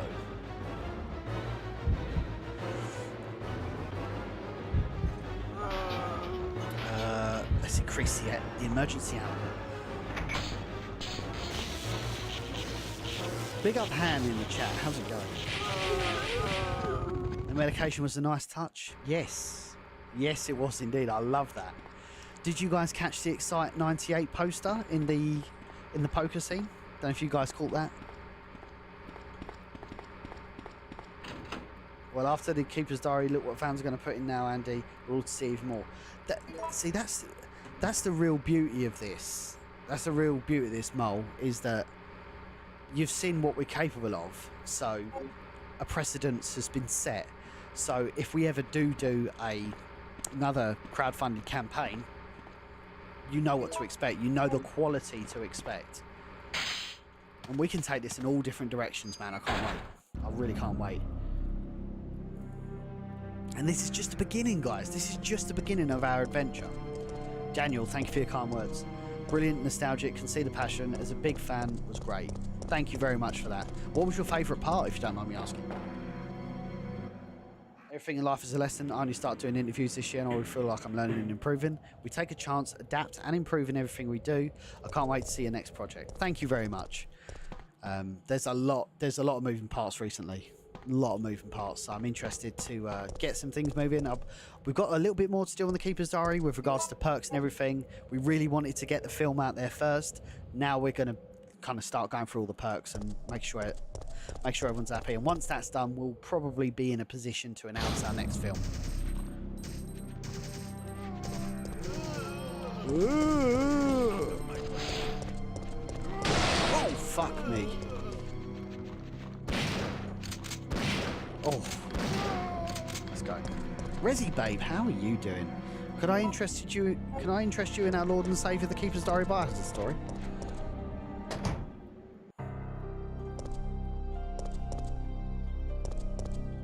Yeah, and obviously it goes without saying, a lot of this kind of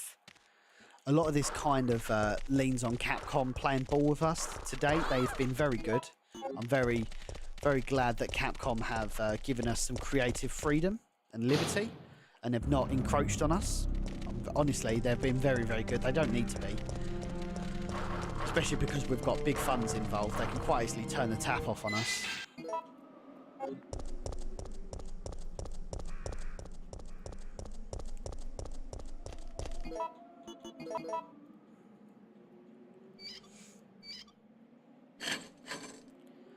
So, providing they're still playing ball, we'll do as much as we can, I'm sure. I feel you, Heather. It's been pretty cool, actually. It's been pretty cool because obviously I've did a lot of promo of Keeper's Diary in the lead up, and now the Keeper's Diary's out, I almost feel like everyone now wants to know about the Keeper's Diary. They're like, oh man, this is really, really cool. I want to learn all about the development. It's like, oh man, like, dude, where were you like a couple of months ago when I was just reeling this stuff off? But there is no better time than the present, of course. So if you've got any questions about the Keeper's Diary, guys, no matter how awkward, how negative, I'm totally up for everything's totally up for discussion. We're a complete open book on this. I truly believe if you guys are going to continue to support our crowdfunding projects, the only way we're going to do that is if we're open and honest. So if you've got any queries, criticisms, anything, more than happy to sit and have a chat with you about it. We're in a rare situation where fans have made their own Resident Evil films. This has never been done in the past to this scale, so... And especially, like, just sitting here chilling on Twitch, you know? Or YouTube or TikTok or whatever platform we're on. Chris, how's it going? Watched Keeper's Diary, loved it. Better than the rest of the bad movies made. I hope there will be a movie. Oh, no, I understand. We'll definitely do more. I don't think we'll... I mean, that's probably one and done with the Keeper's Diary, because there's only so much you can do with it, unfortunately. Because it is only a 12-page diary entry. But there's huge scope, man. Huge scope for more projects in the Resident Evil space.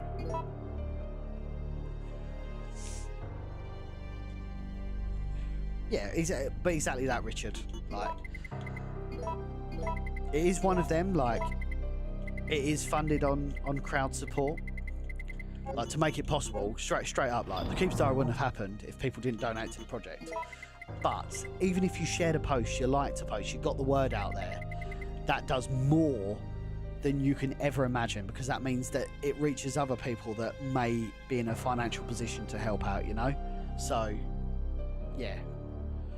Hey, Matty, how are you? Man, this is crazy. Everyone is talking about the Keeper's Diary. This is a really unprecedented stream, this is. Thank you, everyone. Very kind of you. If you're in the chat for the first time, drop a like, drop a follow. This is a really open Resident Evil space. We love it. We go live every Wednesday, 9 PM UK time, with classic Resident Evil. So if you're enjoying yourself, jump in the chat, get involved. I don't think I'm going to have enough ammo. We could probably start making some freeze rounds now. I don't think we can do it right now, actually. I don't think I made the lockpick now. I think we put it that way. I was a producer, Carl, so I was behind the camera. Right. Pop this way. No pigs were harmed. Agreed. Yeah, the pig did survive that day. Have a good one, Jordan. We will see you soon. Oh, I see what you mean, Chris. Yes. I mean, it's not out of the realms of possibility, of course. I've put the hose in the box. What an idiot.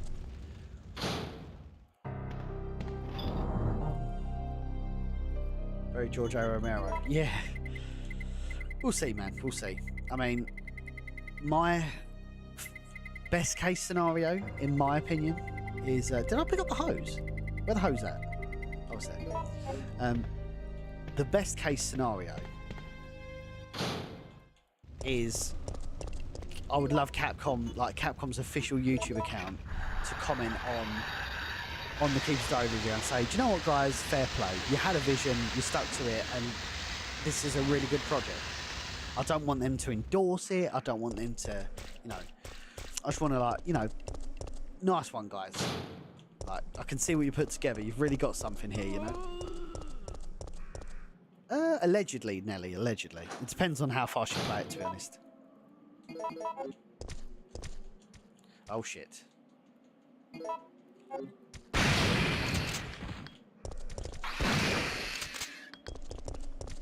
Oh, shit. Nice. I've got to get a move on. It's 11 o'clock already. Wait! Pleasantly surprised with the Keeper's Diary. Hunter's scene looked great for the budget, and the favourite part was the dog scenes. Oh, dude, the dog scenes were really special. Really special. Hang on, I know this. Again, like, this is the real issue with the Keeper's Diary, is a lot of these locations that were mentioned in the Keeper's Diary just don't exist. So, like, in the Keeper's Diary it mentions about an infirmary. Right, so actually let's go from the beginning of the Keeper's Diary, right? So the first location that you go to is the poker room. Well, the poker room doesn't exist, but it's a fair assumption it's probably the recreation room, the guardhouse. So that kind of existed. Then the second scene with in the lab where they're watching the hunter, or it wasn't even the hunter, it was the skinned gorilla experiment, because everyone's pretty unsure of what they're actually talking about. Some people say eliminators, some people say tyrant. Our interpretation, we said it was a hunter. That scene there's no area in Resident Evil where there's like an observation room like that. Like we made that room. So that was room 2. Then you've got the actual kennels themselves. So the keeper is a dog keeper. That's his job. That's his job to, like, look after the dogs. There's no kennels in Resident Evil 1 Spencer Mansion. We had to invent that room. So we got really fortunate with the dog handlers that we were talking with. They had a great looking area, as you can see.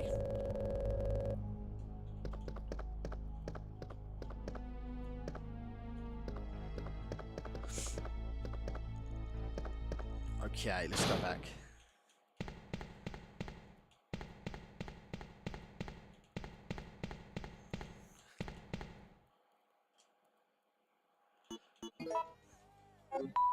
James Robbo, thank you for the follows, gang. Appreciate that.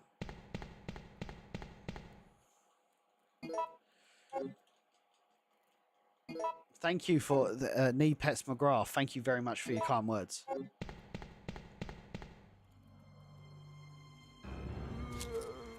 No, I understand, Craig. I understand. I mean, they are the only rebuttal I'd have that, and obviously you are completely entitled to your opinion. The only rebuttal I have is obviously they are designed to be like monotone, like fucking soldiers. Look, sir, there's another one, you know?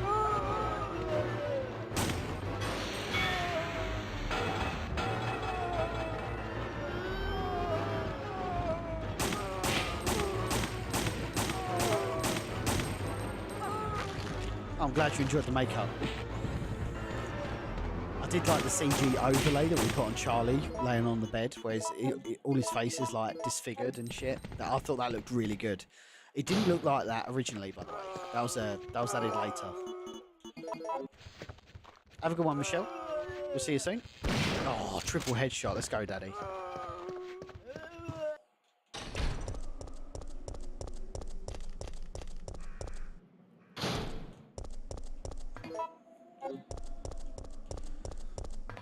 I do need to get to a save room, but I don't want to go that way.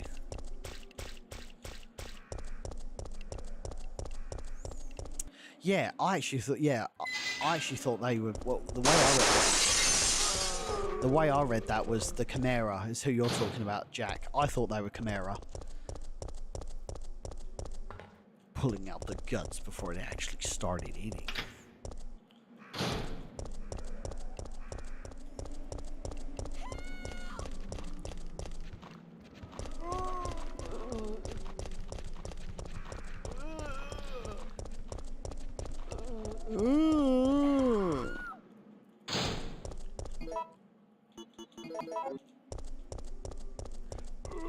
Whoa. Oh, blew his legs away. Yeah, that was really special, actually, Carl, is when she unlocks the door, the light flashes right at the same time. It was perfect. Right, let me pop some of this away because I'm full to the brim. Hey, Super Cooper Killer, how's it going? Great to have you in the chat. It's all good. Great to have you hanging with us. It's never possible to save the girl, unfortunately. She dies in every single rendition. Oh, I love that, Robbo. It's great stuff. May I interest you in the Keeper's Diary of Biohazard story?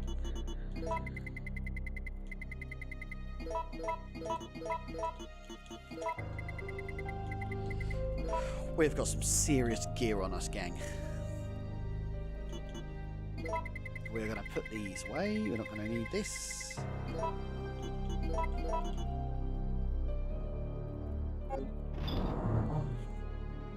Andy, my first time here tonight from Anthony's channel on Let's Talk Resident Evil. Great stream and channel. That's very kind of you, man.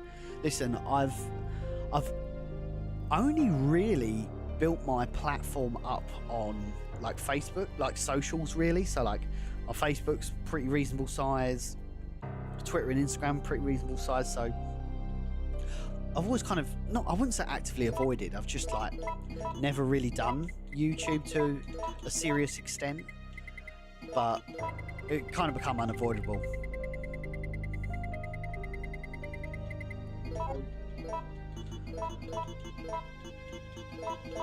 So I'm glad you're here, man. I'm hoping this is the start of a long journey.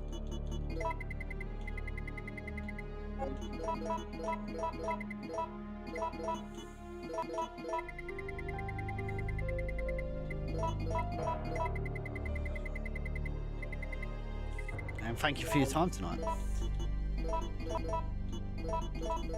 we go. Obviously watched Keeper's Diary as soon as it was released. Great job, loved it. Love it. Hey, Zach, welcome back.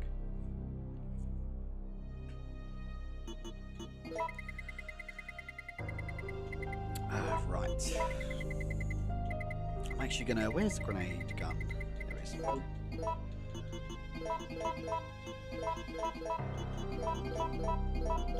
we go.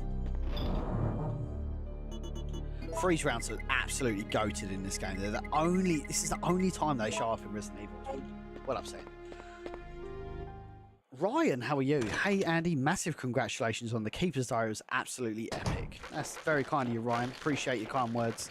I'm really happy you enjoyed it. Resident Evil fans, as we know, are notoriously hard to keep happy. And to be honest, we've only had like a few criticisms. Like one dude said to me, oh, man, it was really bizarre. Like, by the way, I'm really cool with criticism. I think that your opinion is just as valuable as my opinion. There are things that I would like to have done better if I'd have been given more time and more money, of course. I'm sure everybody says that about everything. But yeah, there was a really bizarre comment. It was like, he basically said, or he, she, whatever, he, she, they. They basically said the Keeper's Diary has too much fan service. I was like, it's a fucking authentic adaptation. What are you talking about? It's meant to have fucking fan service. It doesn't have fan service. It's not authentic, is it?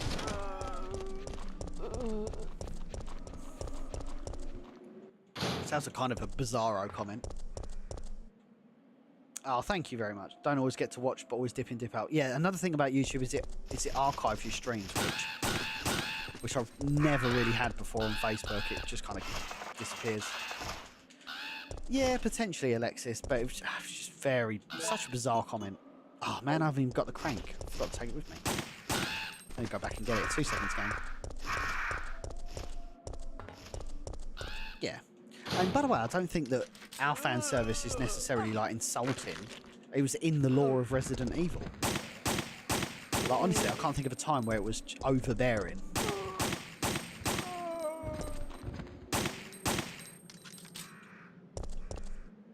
Yeah, so great question, Carl. I'm glad you asked.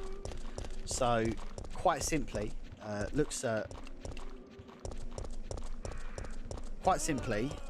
MP5. So the two hallway dudes. The MP5 was an airsoft gun, but the shotgun that, let's call him USS Operative 1, human unit never killed. Wink, wink, nudge, nudge, nudge. And you can tell he's human unit never killed because he's got red lenses. That's a big giveaway of who that is.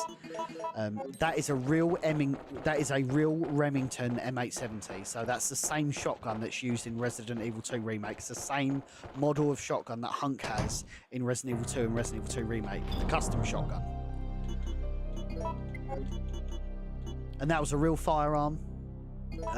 Andrew Sorlo was our armourer on set, so he was responsible for obviously putting the weapons back into its locker after every use. There was no ammo on site. We ran a pretty tight ship, to be honest. Right, let me grab the. We actually had multiple firearms on set. The gun that Jill, or the female detective, uses, that is a real life trench gun. Winchester 1897, I think it is. So that's a real firearm. I mean, that weapon is an absolute war crime. Like that did some serious damage 100 years ago, let me tell you.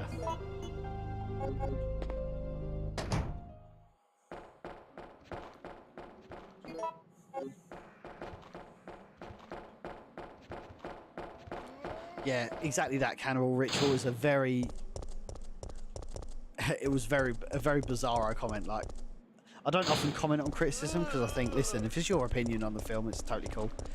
If anything, I want to learn from it. Like, if you guys thought it wasn't authentic or what have you, I want to learn from that. But when it's comments like that, like, what do you expect us to do? They're the only two comments that I'm just like, man, you got to look into it a little bit more. So the two comments are, it's too short, and the second one is too much fan service. Because by definition, like, we've only got 18 minutes, or sorry, we only had 12 or 15 minutes to capture your attention. Of course, it's going to have fan service. Will you be doing more? Potentially. Obviously, it's all crowdfunded, so if the community wants it, the community will get it. It's pretty much as simple as that. I didn't realise I was streaming. Oh, man, I bet he's put me on caution. Wanker. Right. We've got to go. Oh, I'm going the wrong way. Flew into all and died. Great job on the music. Also, yeah, Dwayne was an exceptional composer, man. She did such a fantastic job. Huge shout out to Dwayne. Like, honestly, The Keeper's Diary is like, it's a big puzzle, and it needs all the pieces of the puzzle to work. And from the artists to the director of photography to the soundtrack, everything needed to play its part. Thank you, Chris. Appreciate it. How did he fun?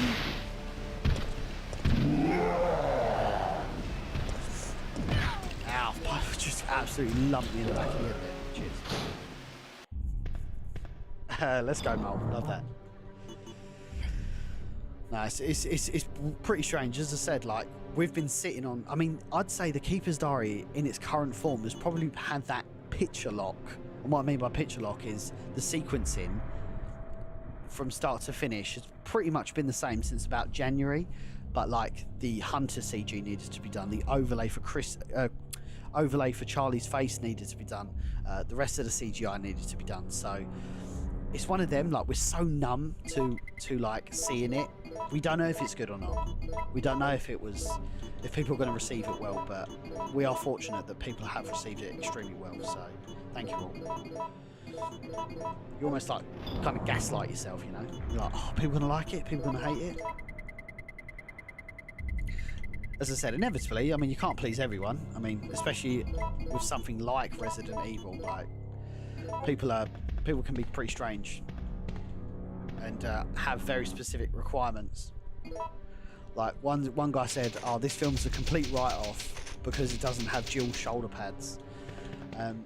One thing that we wanted to do with our adaptations moving forward is somewhat modernise some of the outfits, like so they're a bit more practical, so they're actually reflective of what real life operatives would wear.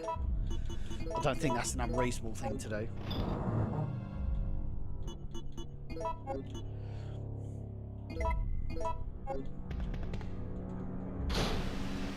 Where is he? How long were your days when you were filming? Yeah, like 20-hour days, dude. 20-hour days. Like literally, we was finishing up at midnight, then like having 4 hours sleep, getting up, jumping straight back on it. It was brutal, man. It was absolutely brutal.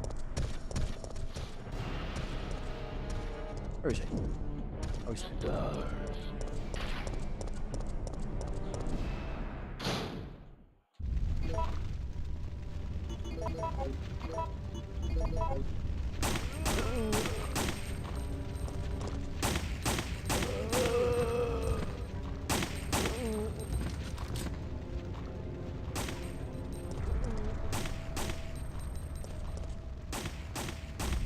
Does he follow you? Not follow me, is he? That's a bit of a pain. Thought he'd follow me. Oh, he is.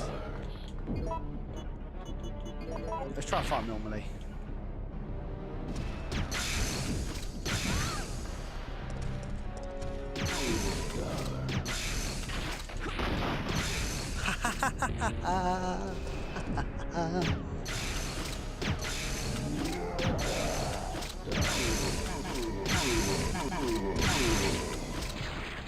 Gotcha, bitch. Thank you, Joe. I appreciate that.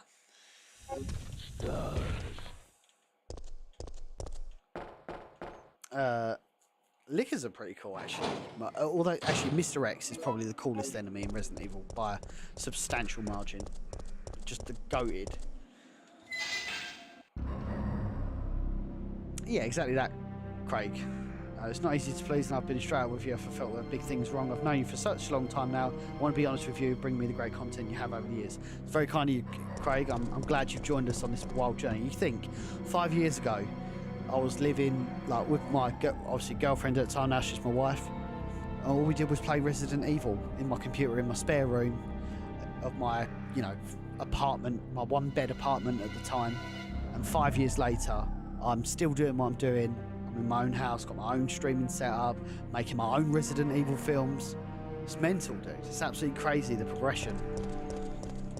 And yeah, it's down to you guys, man. Like, I wouldn't do it. Obviously, I do it out of passion, but I wouldn't do it if I didn't get just amazing feedback from all you guys.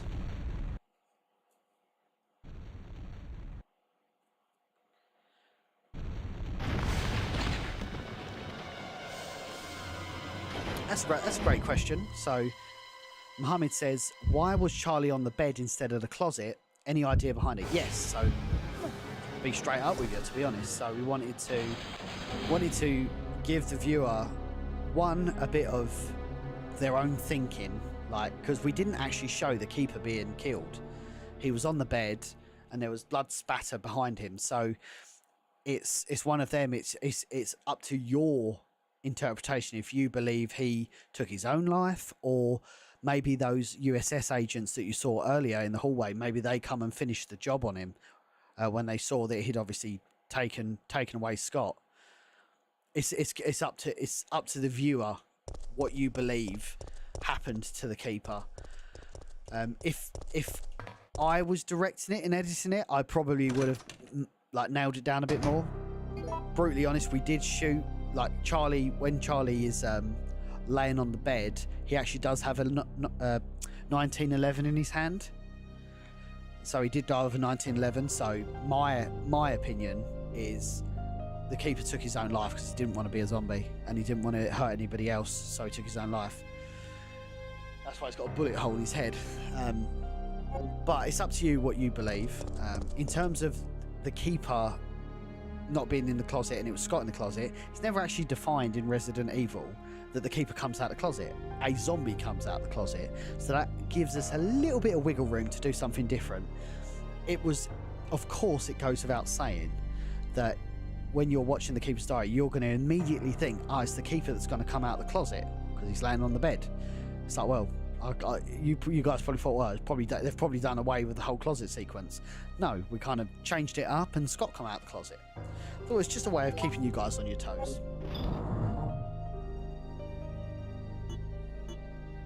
Love that, Richard. Love that. Let me drop a quick save. I've got to catch up on time because I am well lagging behind.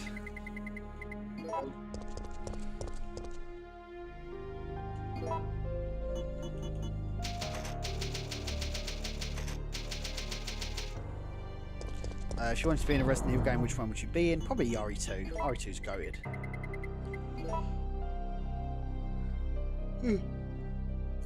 I'll be in Resident Evil 2 and I'm the guy that gets run over by the big rig at the start and killed before the game starts.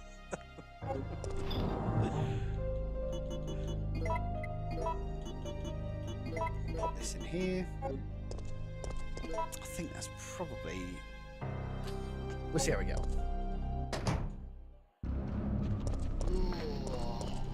Ooh, probably get that cool.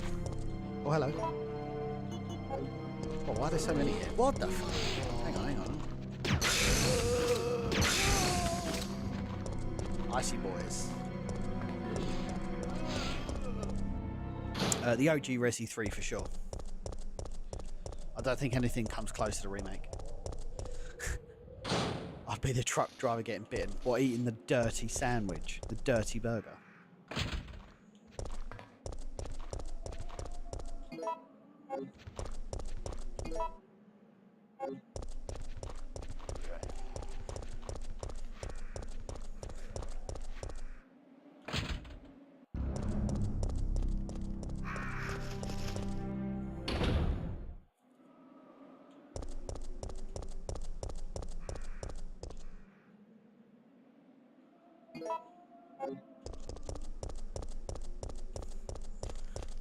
So we want the burger to look good. It did.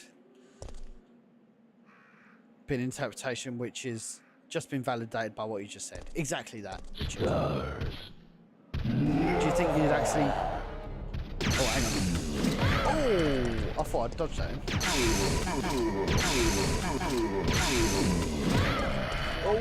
Oh, that was close.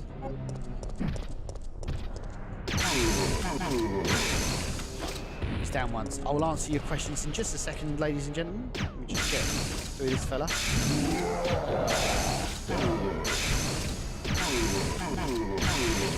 Let's go, daddy. Smashed my freeze rounds then.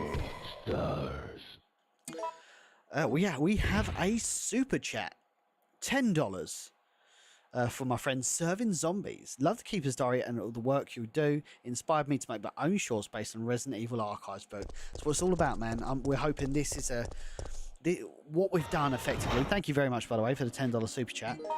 What we're hoping is this produces a movement from fans to create their own Resident Evil media. I mean, I'm just a dude, man. I'm just a dude like you guys who just had a fucking vision with Andrew.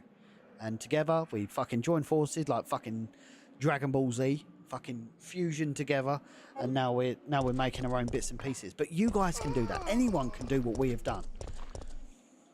You just need a little bit of faith, a little bit of passion, and a hell of a lot of support. So yeah, and ultimately I would love if it kind of corrected the course of Resident Evil adaptations. I think it goes without saying.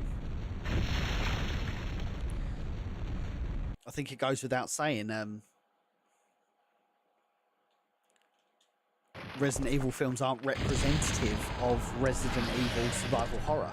I don't think I'm alone in saying that. Oh, we gotta go. So let's pick this one. There we go. Gotcha. Wee man, thank you. Hope you're doing well. I like the itchy tasted it typed in the beginning on typewriter. Who thought of that? That was Andrew, actually. Andrew all along had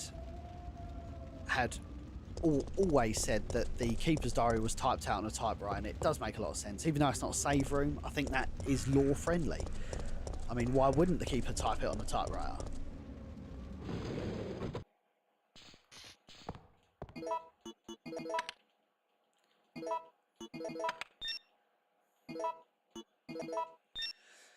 I love the scene. I love the scene with the eyes, looks where like we're like the ready to Keeper's go. typing on the Here, take this. typewriter, and you can see his white eyes. That's pretty cool. Yep, and because the mere Ari moves are all just horror action, not what Ari's supposed to be. Yes, because that's what I'm saying. Like, really, what Paul W.S. Anderson did was set up a horror series that, you know, like a science fiction horror series. That's all he's created. Like Resident Evil, it's a game, so it's not just something you watch, it's something you feel with your hands. That's why games are so much different than films. It's because they make you feel, so it needs to be translated correctly to film. By definition, the film is going to need to make you feel, and that is what the Keeper's Diary does. Okay. Nikolai won't be joining us. I understand. I don't think so, I'll Mohammed. I operate the think cable car. I think they Let's go. get some input on what happens with Constantine, but I don't think it's I think it's primarily whatever Constantine wants to do, unfortunately. I love the poker game, the dirty look that Charlie gives. Dude, Steve in that scene is Frank Scalabrino is unbelievably funny in real life. The guy with the cigar, Steve. No, Steve was the big winner, but I think it was cheating. He was fantastic, and man, when you watch that scene, you're like, man, what a piece of shit, man. He stitched him right up. It's the way he's got his cigar, and he's like, sorry. What a scumbag, dude. Absolutely played it to perfection.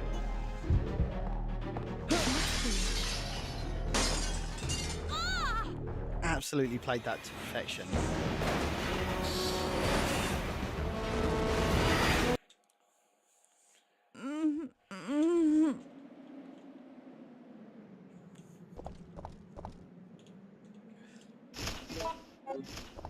Fever gone, but itchy.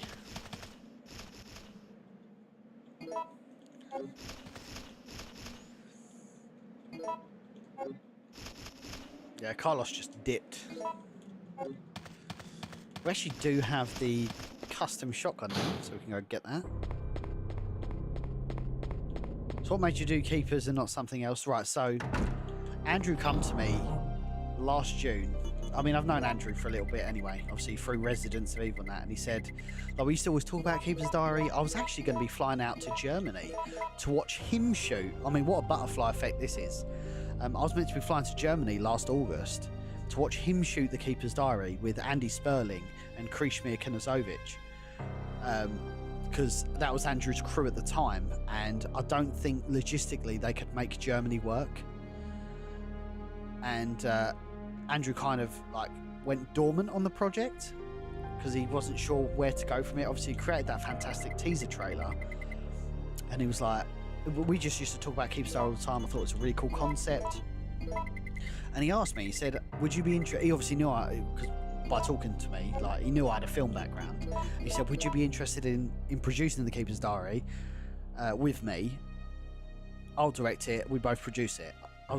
Initially I said no. I was like, listen, man, I'm a busy boy. Like, I've got fucking loads I'm doing.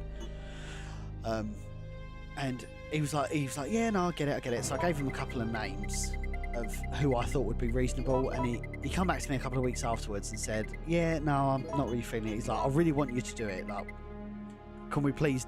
I would love it if you come aboard. And again, I was like, man, I'm just too busy. And again, a couple of weeks went by, and then he asked me again. I mean, he's a persistent man, Mr. Sorlo, and he said, please, like, I really want to take my vision forward. I believe we've got the resources, and it started from there. I was like, oh, fine, okay, if you want to do it, if we're going to do it, let's fucking do it. So I've created the crowdfunding campaign with Andrew. We assembled the budget together. And yeah, really went from there. There's a lot that went into it, a hell of a lot that went into it. And I don't think at that point you had Sean Lieber, who was the Arkley director, who was doing the Keepers series at that point, and the plan was always to put the Keeper's Diary, a Biohazard story, on Residents of Evil, but I don't think JJ was as all in as he was when we fully crowdfunded it. That's not a knock. It's more of a case of he already had a Keepers project he was working on with somebody else, and when that and when that was kind of indefinitely put on hold, JJ finally went, he saw the progress we was making on the Keepers Diary, and he finally went, okay, I'm gonna invest a bit more time to help out behind the scenes. But really for that kind of initial bit, it was basically me and Andrew putting everything together, put the crowdfunding campaign together, then we launched a crowdfunding video, and it kind of spiraled from there.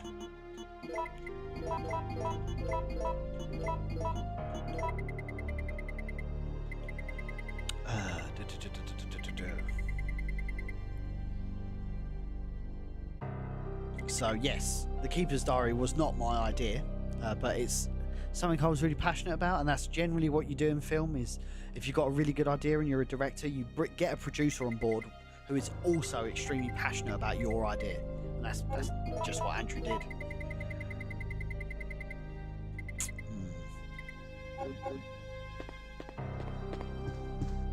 Oh, we got some more here. I might make some more shotgun rounds.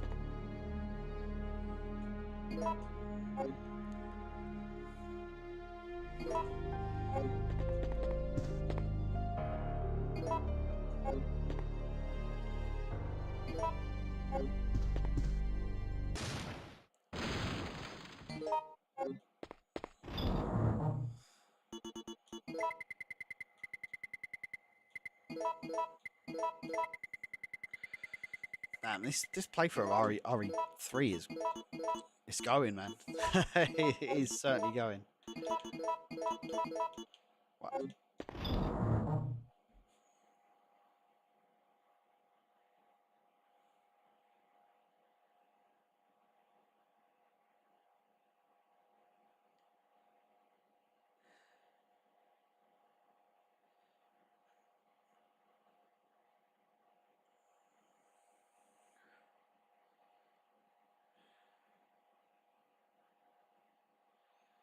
2 seconds, guys.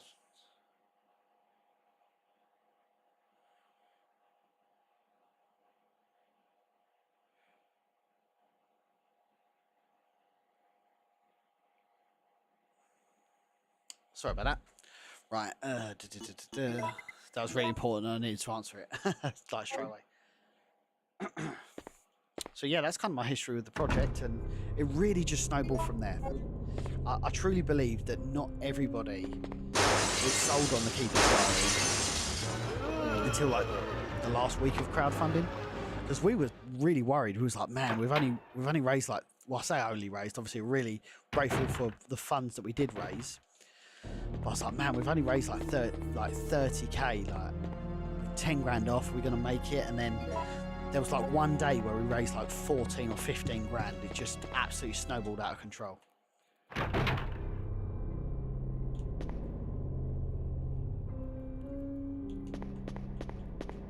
I'm not going to pick up the mine thrower this time, because I always pick it up and I never fucking use it.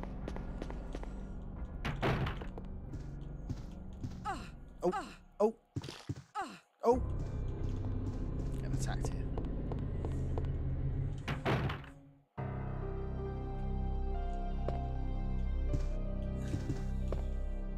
I think a cool concept would be the moments leading to Jill's September 28th monologue. Yes, of course. I know Andrew's wanted to do the epilogue files.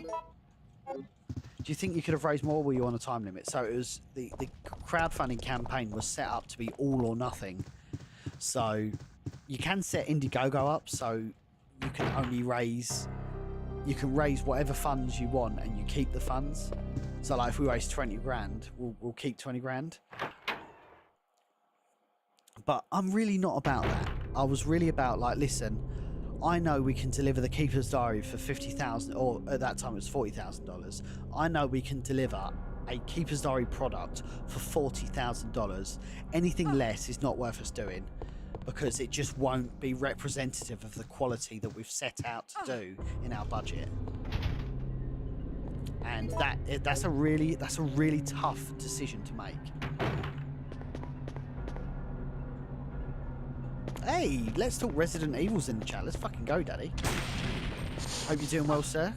Can't wait to hear the podcast. We actually, on Tuesday, me, Luke, and Let's Talk Resident Evil, Anthony himself, we sat down and spoke about our experiences on the Keeper's Diary, kind of challenges, our experiences on set working on a Resident Evil fan film. It was a really, really good podcast. He's currently putting it together. And have you got a release time for it, Ant? Just so I can advise the ongoing chain. Hey, Liquid Snake, how's it going? So yeah, if we wouldn't have reached it, if we wouldn't have hit the mark, we would have, like, the campaign would just have been refunded, and we would have gone again if we'd have got obviously if we only raised like $5,000 out of 40 grand, we probably wouldn't have bothered again. But if we was like $5,000 off, we would have gone again, like recuperated and come back stronger and gone again. I've no doubts.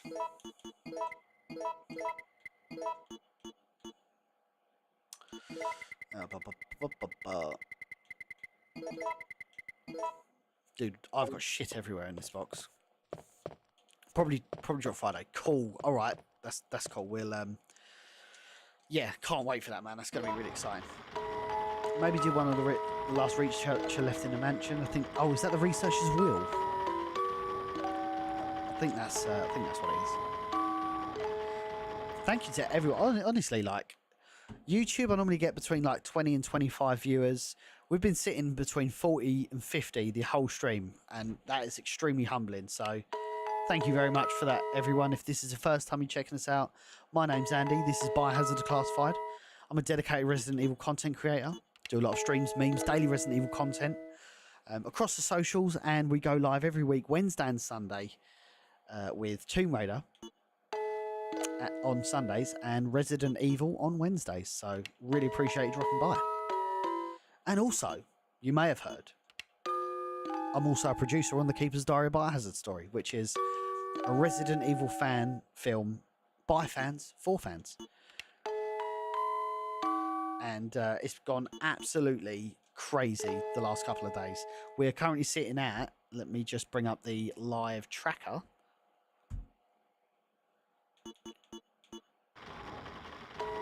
Yeah, YouTube's pretty unbeatable, to be fair, Peter. Let me just type in Residents of Evil. It's like the first thing. It's actually Resident Evil's most watched video in the last 3 months or something. It's crazy. We're currently sitting at 132,000 views, and it's only been up 3 days. There is unbelievable hype for this film. There really is.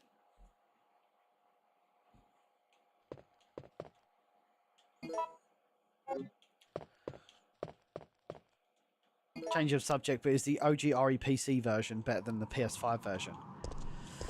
I would get the GOG trilogy anyway, because it's like 20 quid. It's based on the Windows 95 PC version, so you do get, yeah, I would say it's better, yes. I mean, it's one of them, you've got to kind of define what you mean by better. Like, my opinion, better is it's got skippable door scenes, it's got bonus costumes, it's got bonus weapons that aren't in any other version. Generally runs better, looks better. The door scenes are a big one, though. Oh, big boy.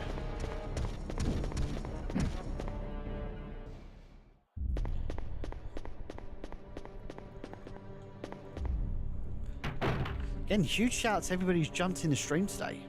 Absolutely crazy. Even on Twitch, we've had 0 raids. 0 raids, but we're sitting at 50 viewers. Mental. Thank you, everyone. Hope you're enjoying the stream so far. What the fuck is the rest of the key? Clock tower. Oh, dude, have I left it up there? I'm an idiot. Sorry, let me go back and look at it. When do you think 2 and 3 will release on GOG? Amasif, I believe they said it's going to be this year.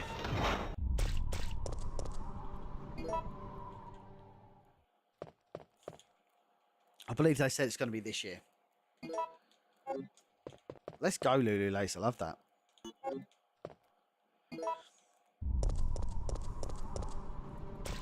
Resident Evil 2's got to be close to be done because Susie actually said, whoa, that was close. Susie actually said that she played Resident Evil 2, so they can't be that far off.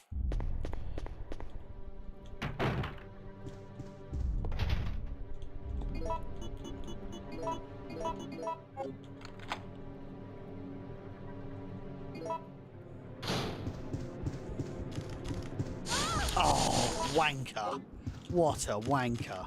I knew that was going to happen.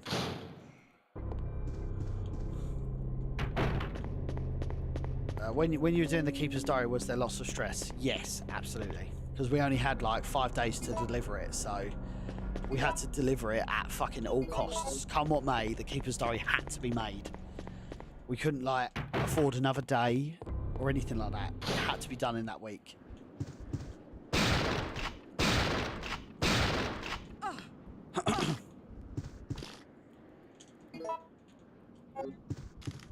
Yes, perfect. I always get caught in that second one.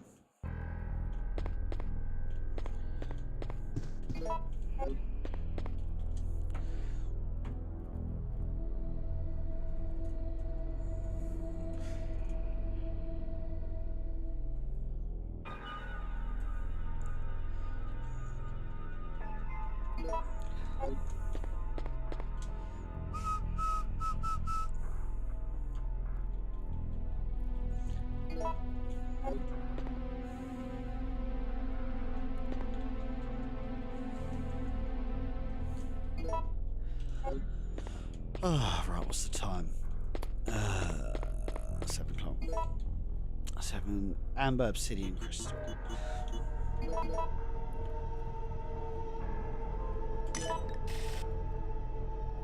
Amber, Obsidian, Crystal. I'm shocked that Code Veronica still has not been ported to PC. You got to think as well, the Dreamcast is effectively a PC. It runs on fucking Windows CE. So like, how has there not been? I'll fuck this up. I've got it the wrong way around. 2 seconds, gang.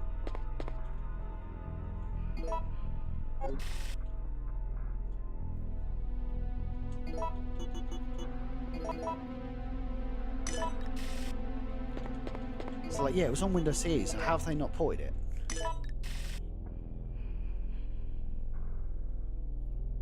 Nope. I never remember this. No worries at all, Richard. Appreciate you doing a write-up on us. We're really grateful.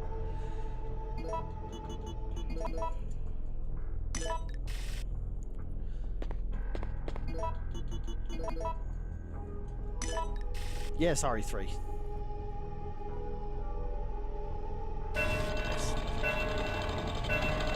Welcome in.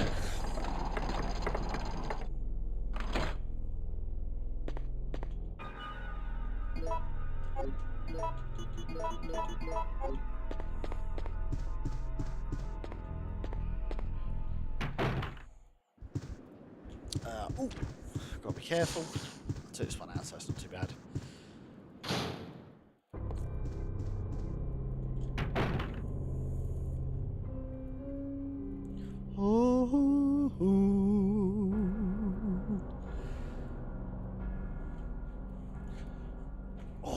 Right. What are we doing? What are we doing? Right, let's go pop this in.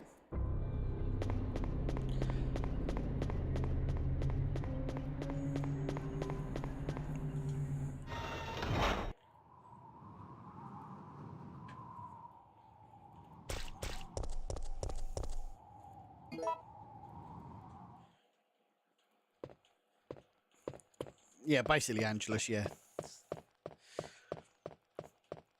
Yeah, to cut a long story short, yeah. You guys will know soon enough. We're having some real productive conversations recently. I think you guys will be pleasantly surprised, actually. I can't wait to reveal it. I need a bit more time to sit on it, ponder on it.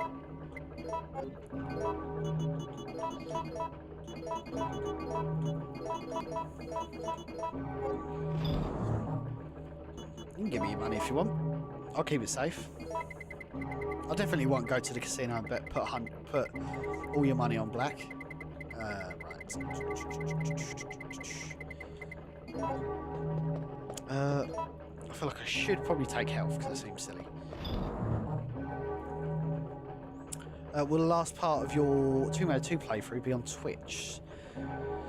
I'm pretty much tied up on Tomb Raider 2 now. That's all finished, but you can watch it on. You can watch it on YouTube because YouTube automatically archives everything, so you can certainly watch it on there. We're going to be moving on to Tomb Raider 3 on this weekend. On this weekend. Excellent English as always.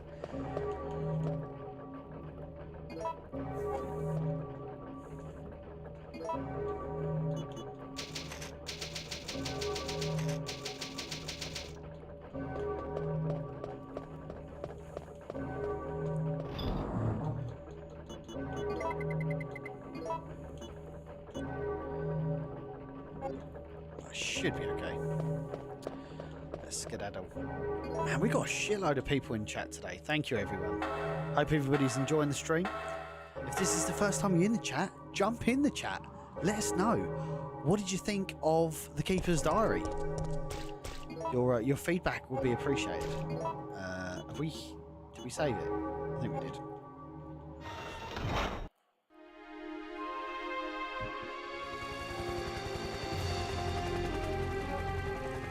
Saved. Down here! It's finally over. Huh?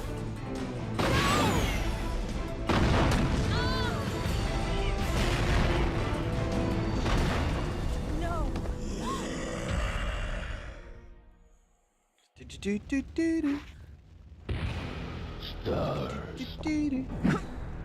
Let's go, Liquid Snake.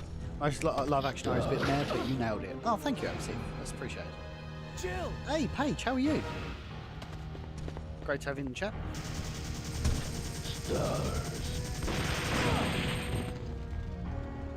Here we go. This is such a good looking boss.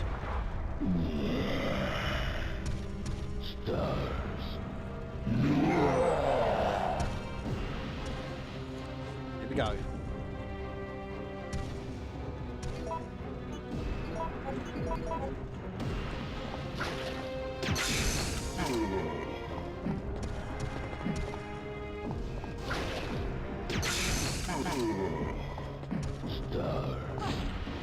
Ah, man, hit me with a double.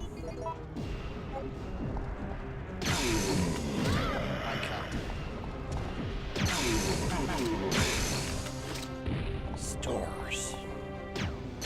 Oh shit.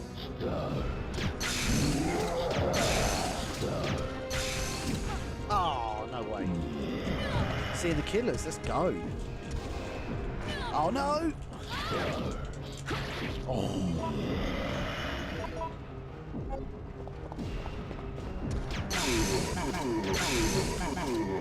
Hey, we did it. Hey! Don't die on me. Mr. Nicky, how are you?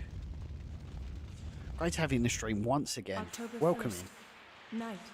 We're I woke up to the sound we're of falling rain. playing Resident Evil 3 and of can't course believe I'm talking all still things Keeper's alive. Diary. And it's weird, man, like regardless of what platform I'm on today, everyone has been jumping in and they're like, man, saw Keeper's Diary, really awesome shit. It's like the most, I feel like I'm in an alternate universe.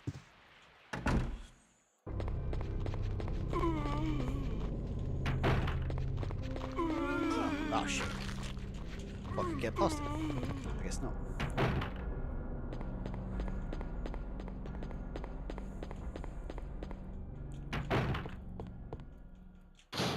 How do you think your channel has grown over the years? wouldn't say my channel's grown over the years. I mean,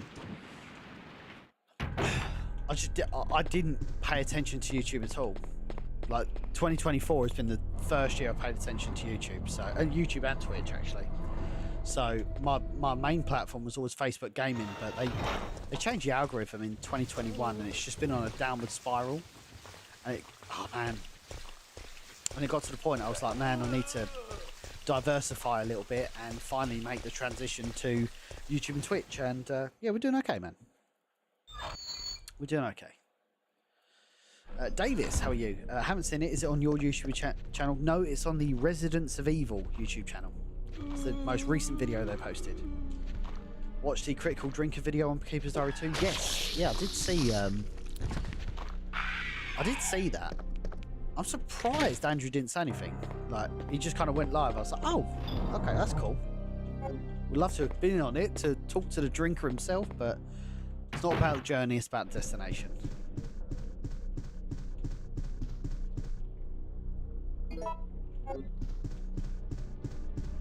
Keeper's Diary, wheel on one wheel. Keeper's Diary was an amazing, Keeper's Diary was a great imagination of the feeling the game gives you.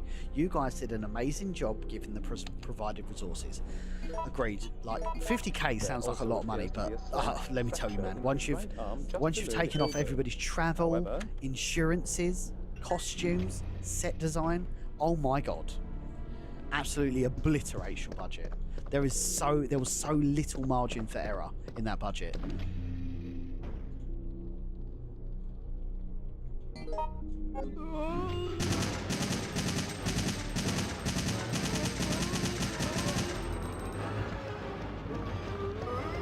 Oh shit, I thought I was gonna do it, man.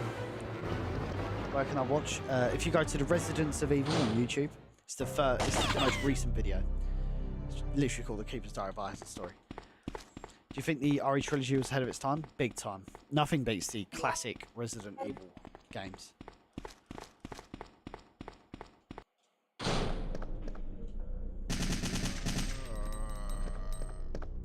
Oh.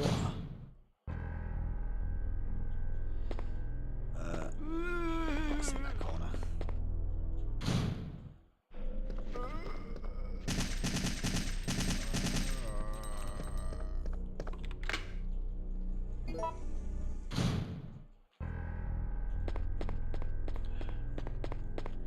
Out of the budget, what cost you the most? Camera equipment. I reckon camera equipment, rental and all that sort of fun. That was probably just over 10 grand, I reckon. Ah, shit, it's the other corner, sorry. Sort that out. I don't think it needs it, Amazon, but I wouldn't be against it. I mean, any opportunity to return to the Spencer Mansion, I'll do. I need a Saudi prince for the next project. I keep saying this actually. I need a big rich investor who's just going to pay for all of our ideas. Hey Spirit, how are you?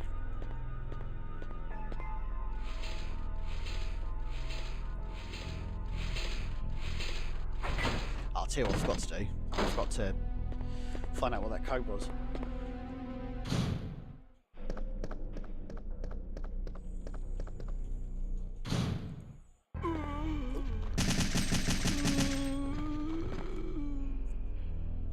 I was going to put 253 in as well.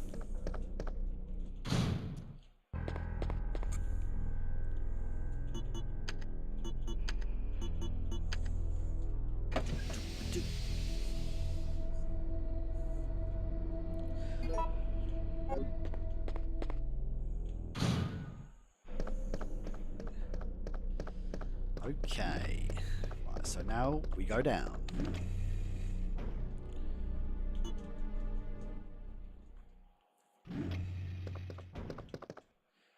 What was the first RE you ever played and on what system? That's a great question. Resident Evil 2, PlayStation 1. I just watched my parents play it. And it naturally just took over my life. Oh, Hunters. I remember these from the Keeper's Diary Biohazard Story, which is live, available, free of charge, over at the Residents of Evil. Survivor next week and then CVX. Yeah, is that what's next? Hang on. I think you're probably right. I've got a spreadsheet of every single Resident Evil release date. So Resident Evil 2, Resident Evil 3. We could do Dino Crisis, but that doesn't really form part of the Resident Evil retrospective. Yeah, Code Veronica, released on Dreamcast in 2000. That's going to be a long one, boys. It's going to be a long one.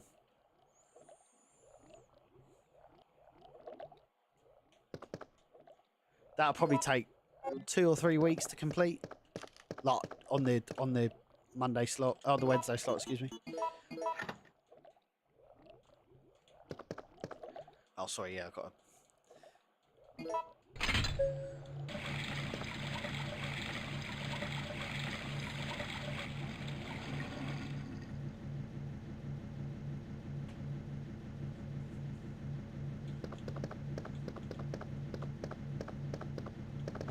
Yeah, so we used a red Komodo and we used Orion anamorphic lenses.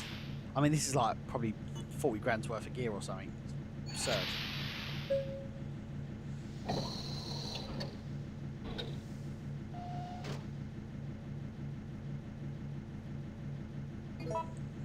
Okay, we got the vaccine.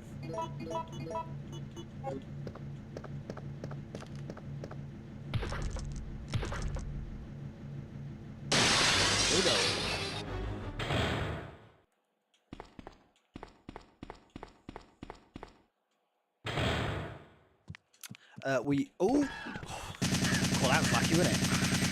Shit. Oh, let me reset. Oh, that was really close. I'll come back to you in a second, Nick. Mark, sorry.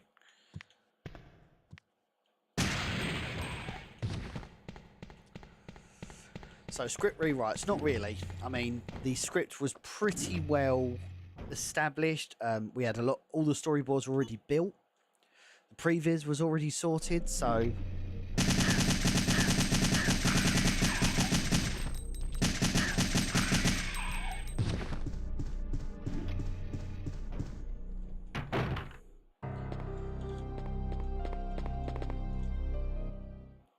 oh boy, the anonymous gifter is back again.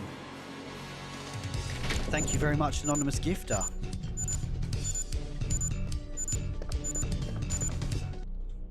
Always a pleasure, never a chore. Thank you very much for that gift sub, and another gift sub to Liquidoo Snake.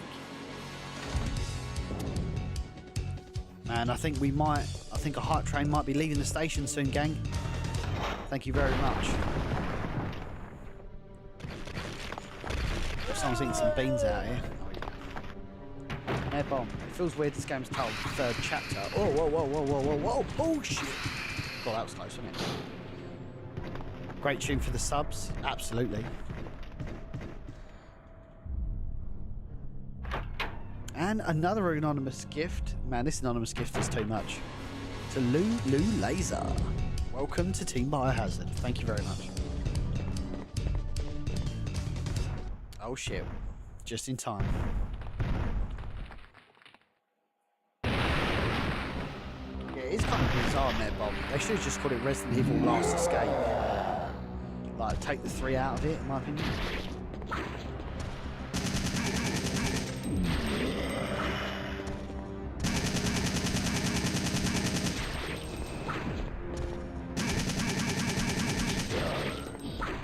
There you go.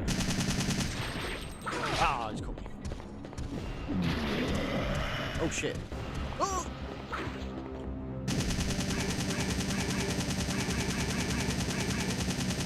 Oh, stuck. What's going on here? Oh. It's like he got stuck on something. That was weird. Oh boy. Oh, we got another 2 gift subs here. So Mark Steele and Chat, yeah. Man, we got this. We got a really interesting anonymous gifter. Thank you very much for this. Anonymous gifter, did you love the Keeper Zarya Biohazard story? That's very appreciated, honestly. Oh man, what is going on? Another anonymous gift. That is crazy. Thank you very much. We are just getting back control of Jill. Jilly Bean.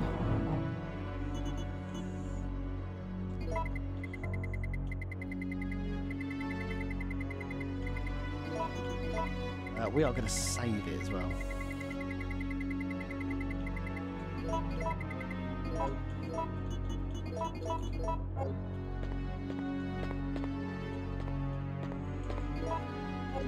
Drop a quick one. Just in case. 7th save.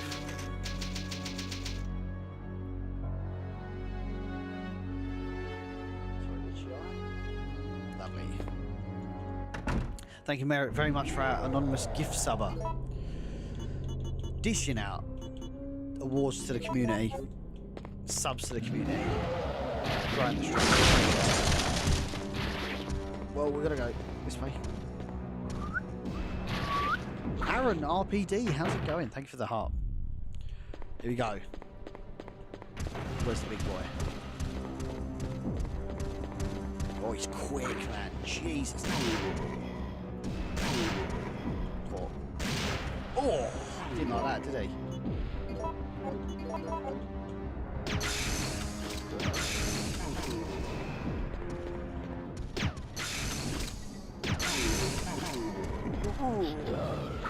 Whoa.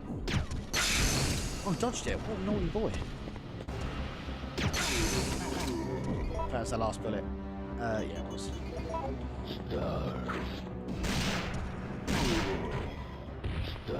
Oh, I've done him.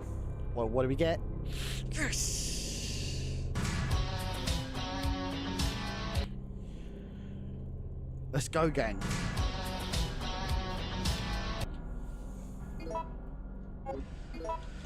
And we are going to put it on. Oh, yeah, we'll put it on Magnum. Go on in. Good, thanks, mate. How are you? I really like the Keeper's Diary. Thank you very much, Aaron. Glad to hear you really enjoyed it. Hopefully it's a sign of things to come, man. I'd love more opportunities to do it. And oh my God. 5 number gift subs in the chat. This anonymous gifter is on a wild one. Thank you very much. Another 5 in the chat. Unbelievable. Thank you very much. What is going on today? Glad to hear you're enjoying the stream. And glad to hear, I'm assuming you've watched The Keeper's Diary. I've been talking about it enough. But glad to have you in the stream today. Appreciate you.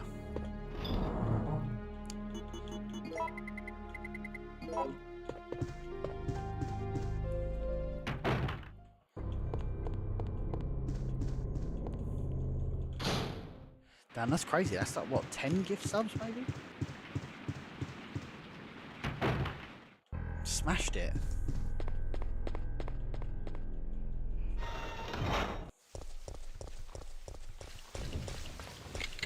Okay.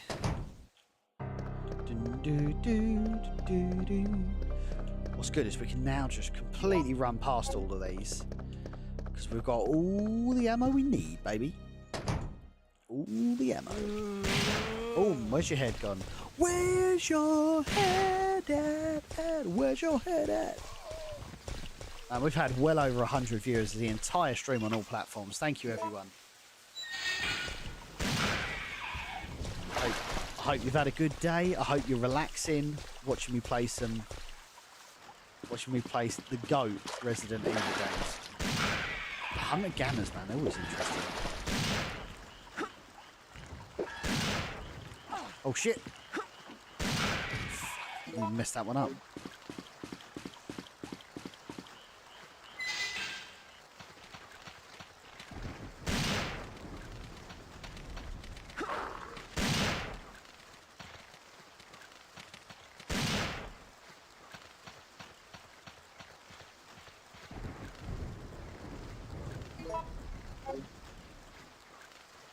I think the PS1 had some sweet games like MGS, Silent Hill, Dino Crisis, and of course Resident Evil Trilogy. Also Tomb Raider. Tomb Raider was...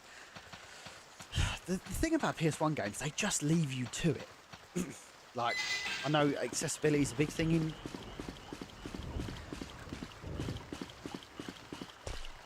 I think the yeah, sorry, what was I saying? The taking accessibility out of the question. Oh shit.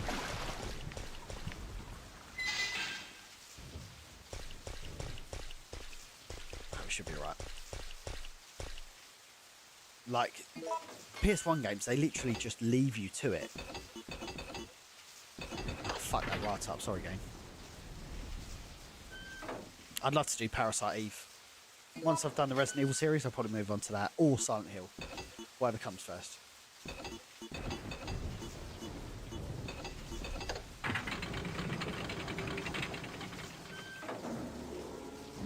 Man, that is crazy. Thank you again, our anonymous gifter dropping 10 gift subs in the chat.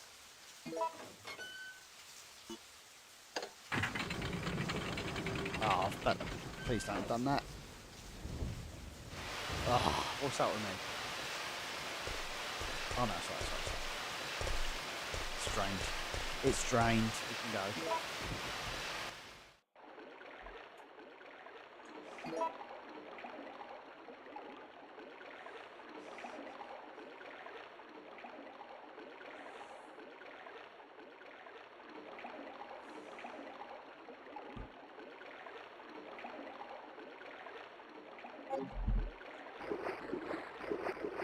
Have a good one, Donna. We'll see you soon.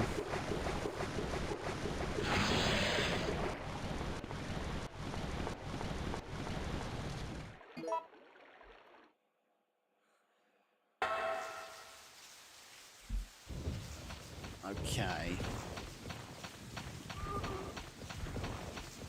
Oh, I don't need to go this way. So this was kind of interesting. It's the first time we've ever seen zombies come out of the ground. Kind of a weird premise. In Resident Evil at the time, of course.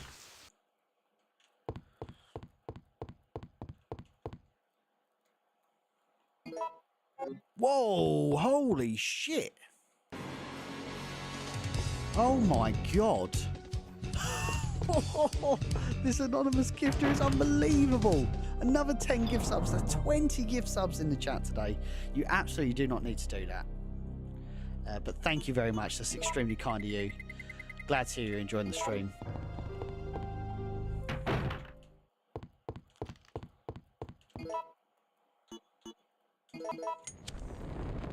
Someone wants to see Silent Hill Friday. Yeah, man. We are chipping away at our Silent Hill Friday goal. If you don't know what that is, so if I hit my fairly modest goal on Twitch, we go live every Friday with Silent Hill. We officially open up another stream day. We will start an entire Silent Hill retrospective. And by the way, it won't be like, oh, I have to maintain 150 or anything like that. It's just like a one-time goal, hit that, and then we'll start the series.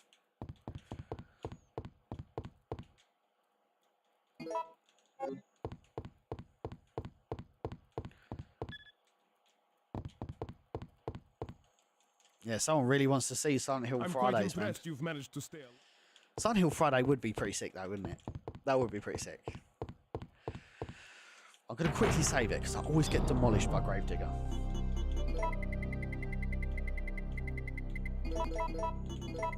There we are.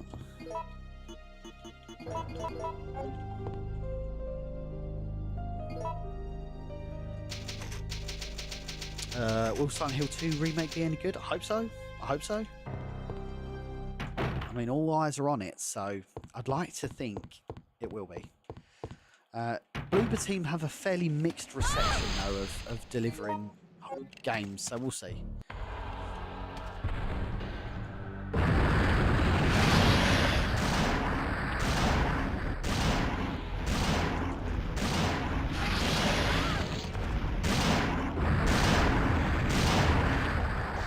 Fucking hell, it's right pasting there, didn't he? I'm stuck.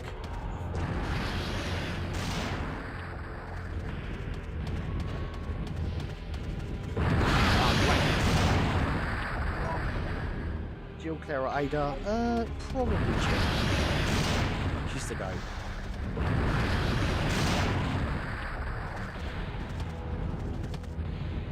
Where is he? Oh, there he is. Turn around. What is going on?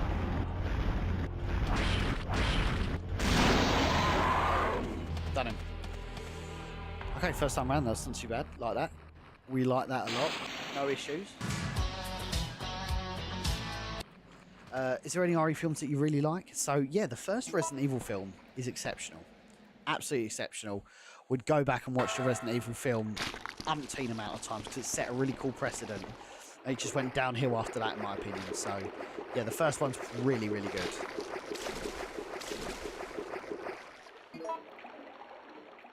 Hey, Holster, how's it going? Great to have you in the chat. I know what's going on over on YouTube today, Holster, but we got some really, really good fucking viewership today. I'm very, very, very, very happy. Oh, nice. Oh, no way, so like that.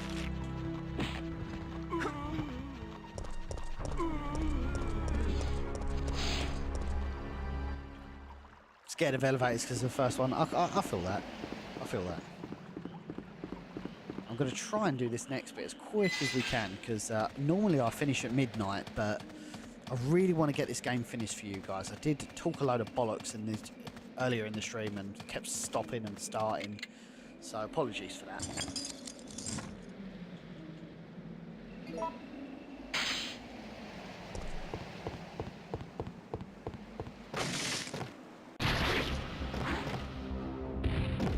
Big ball.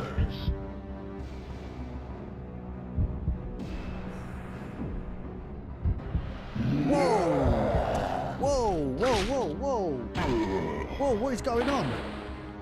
Holy shit. What is We're gonna have to drop it. We're gonna have to drop the umbrella raid on that. Holy shit, we've just had another 25 gifts dropped in the chat. Holy shit. Thank you very much, anonymous gifter. Please make yourself known. Please make yourself known.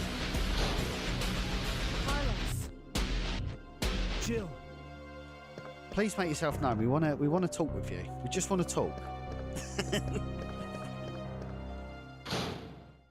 How could Nemesis be pushed off? Because Jill is an absolute lump. Bet it's John Cena. Well, he does follow me on Twitter, to be fair, so it may well be. Oh, I'll fuck this right up.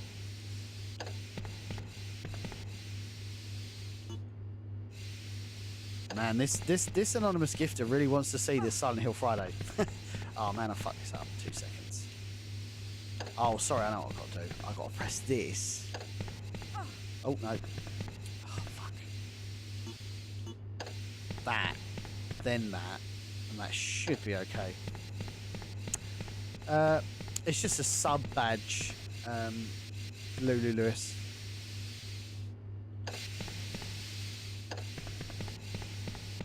Yeah, thank you indeed, Anonymous. Absolute coming in clutch in the stream. There we go. Ericster, how's it going? Dead Factory, one of my favourite locations that didn't make it into the remake. Agreed. They decided to go for the hive. Not the hive, the nest. Hive, nest, potato. WP Blue, how the devil are you? That unintentionally rhymed, but I'm hoping you have time to talk about our Lord and Saviour, the Keeper's Diary of Biohazard story. Obviously, naturally, a Rickster comes in the chat and gets an immediate gift sub. Of course, why wouldn't they? Once again, by this anonymous gifter. It turns out it's just me on my other phone, just donating money to myself. Right. Wait, what? What have I done wrong here? Oh, I've forgotten the card, haven't I? Or the key, sorry. Hey Steve, welcome back, sir. Welcome back to the survival horror.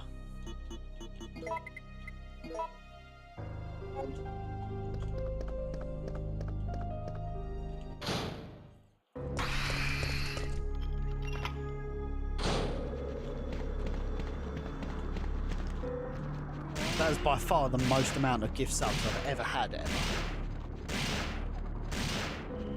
Loved it, Andy. It was amazing. You guys did God's work. Oh, that's kind of you. That's really kind of you. Thank you. I mean, pure passion, man. Are you able to do collab streams at all? I try not to because basically, where I have a child now, like my time is extremely limited, so I try and go. I would rather go live with you guys consistently rather than like ad hoc streams like I used to. So you know, you're guaranteed every Wednesday. Oh my fucking god! Every Wednesday and Friday, you guys know I'm gonna be here live playing some fucking games for you.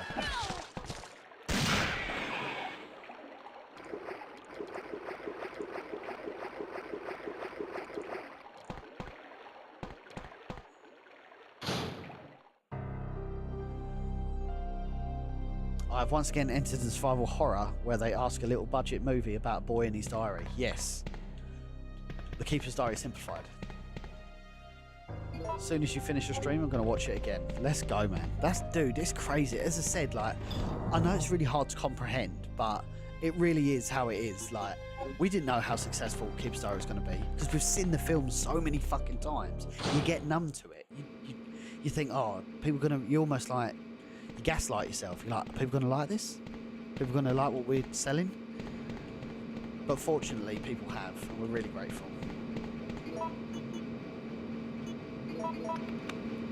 Matty with a follow as well, thank you. Oh, mate, this is a terrible seed.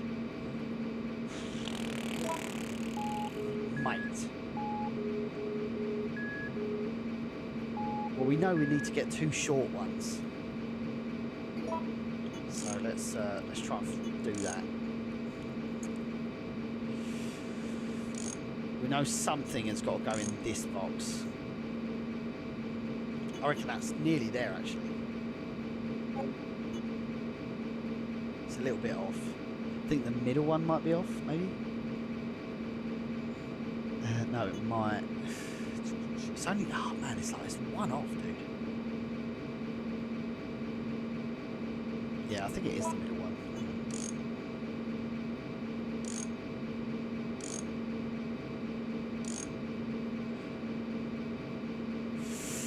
Oh, that's so close. That is so close. That's one off again.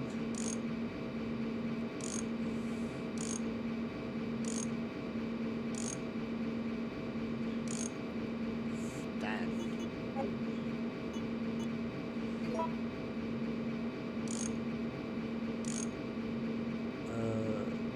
Done it.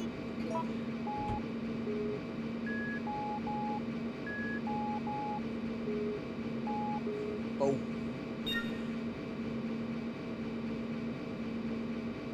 We did it.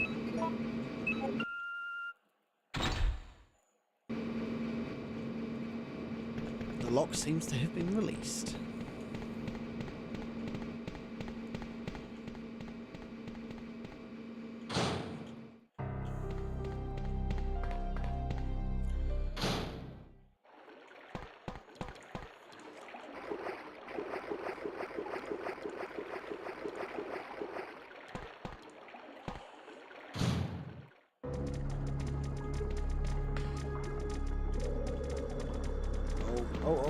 Oh shit.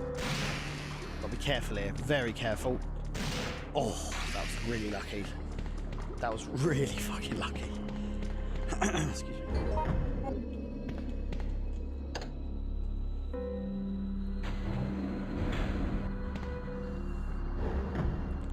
Yeah, brutal in the remake.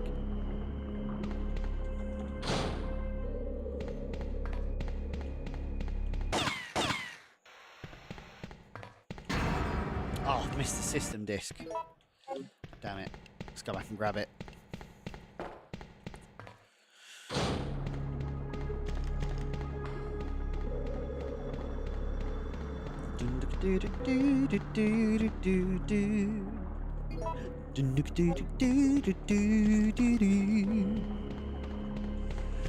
Andy, if you had Hollywood backing to make a Resident Evil 2 movie, who would you cast for Leon and Claire? Well, that's a brutal question.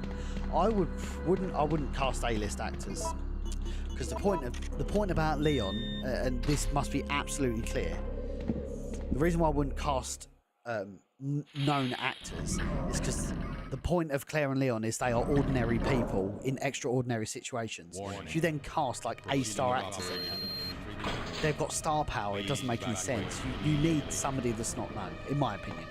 I know some people might think differently of that. Let's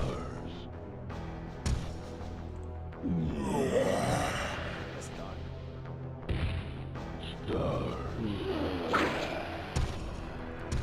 That's something really interesting about the Keeper's Diary. So outside of Charlie, like the rest of the actors didn't even know what Resident Evil was really. Like we educated them as much as they needed to know. Like with the senior researcher that's not Albert Wesker but wears sunglasses at night. Oscar knew nothing about Resident Evil, but we coached him. We just said, listen, this is the character you need to be modelled after. You need to be stoic as fuck, and when that blood spatters all over the glass, you need to not do anything. You need to react. You need to be completely reactionless. I did want to take it one step further, but I don't think Andrew was a huge fan of it. Of where like maybe he could like look at the glass where the plexiglass is, like kind of look at the hunter and kind of like, you know, it's like he's his dad, you know, he's like, he's kind of understanding, he's really studying the hunter, but we chose not to go in that direction. That's okay. I think that'd just be that would have been a really cool thing to see.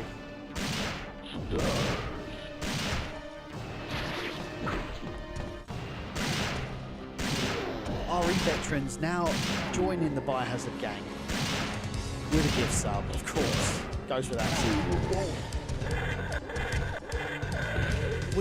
Guys, we are so close to our goal.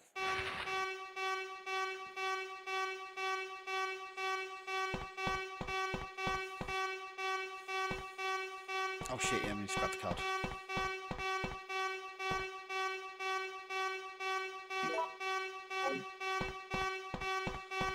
It was great for a fan film, thank you. Terry Crews' nemesis. Missile attack confirmed. All Stephen, personnel thank you for the follow. evacuate Just 60 subs left indeed. 60 subs, and then our Fridays become open for Silent Hill. What? That is crazy.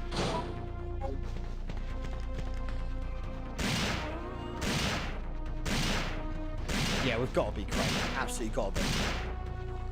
I'm very grateful. Very grateful. Absolutely do not need to do that. You can just come in the stream and enjoy it if you want. There's no obligation. Andrew Andrade also gets a gift sub in the chat. Man, what is going on? WP Blue, no one wants to see a 5'6" Leon running around, let me tell you.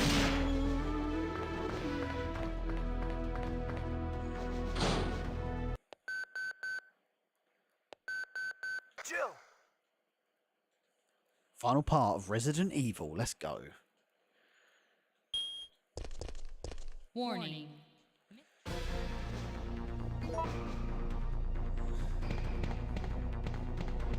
Oh, motherfucker.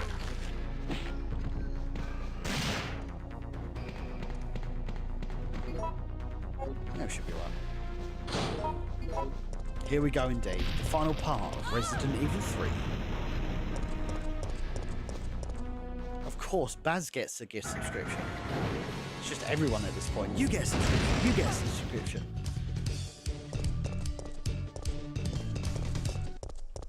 Thank you very much, anonymous gifter, coming in clutch. Checking system. Checking system. Aaron, how are you? Thank you very much for your kind words. Great to hear you enjoyed it. Data. Warning. There is not enough power to activate the system.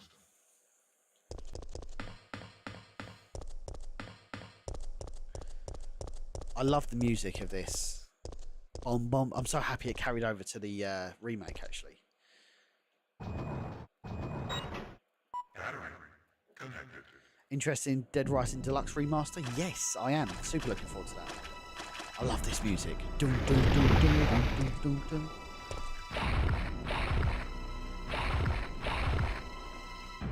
Oh, excuse me. I've been up since 5 AM. It's now 12:30 AM. I've got to do it all again tomorrow. But it doesn't matter, gang, because we're playing Resident Evil 3 as part of the Resident Evil Retrospective look, and there is no way I'm not getting this game finished. Oh, it's 3. That's 3. What am I doing?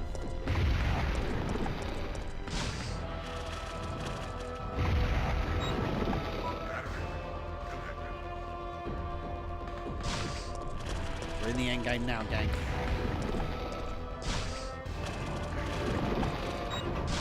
The perfect way, one would argue, Mark. Checking system. Can you actually kill yourself by the railgun? Do we know? I imagine you probably can. Just get vaporized.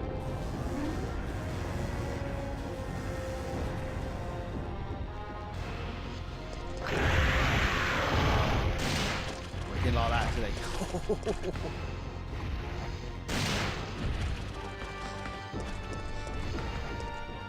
That's dead. It's dead, Mr. X there. Let's have a look.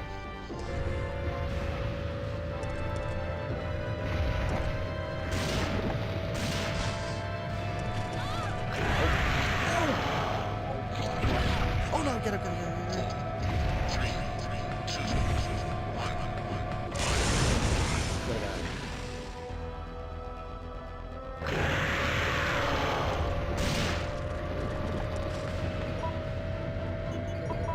Just in case. It's a possibility at the moment, Aaron. Nothing confirmed. But, like, very likely.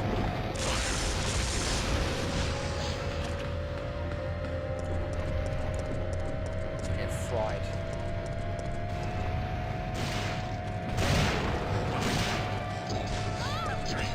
Get out of the way!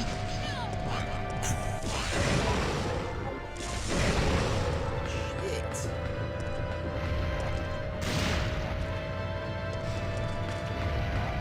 Come on.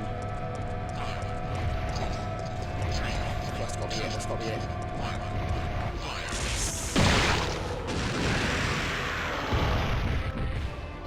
I think there was a massive battle down here, Alexis. I think that's the story of Resident Evil that Resident Evil put out there. Warning. System overheating. Enter cooldown mode.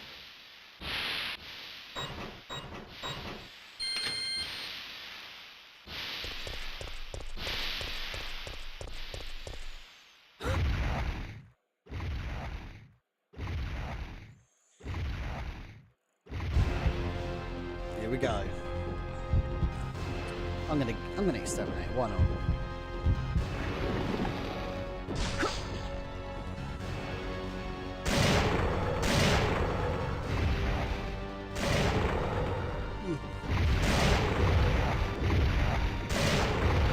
You want stars? Give you I'll give you stars. stars. Ice cold. Jill is ice cold. The question is, guys, what rank did we get? I don't think we got an S because I think we've used too many heals and saved too much, and took too long. Like the Venn diagram of bad things to do. Nemesis wins that, Stephen. I think. You just have to love it. You died and saved. Yes, that's true. We did it, gang. That is Resident Evil 3 in the bag. I guess Resident we're all Evil 3, a set. Biohazard story All coming right, then, soon. we're out of here. Crowdfund. Oh no. It's here. It's time to go.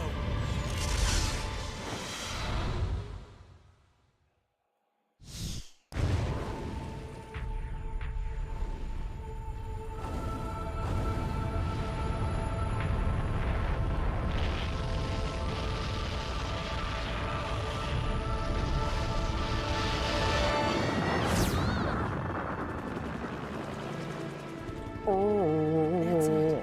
I've had it. This time they've gone too far. Gone too far.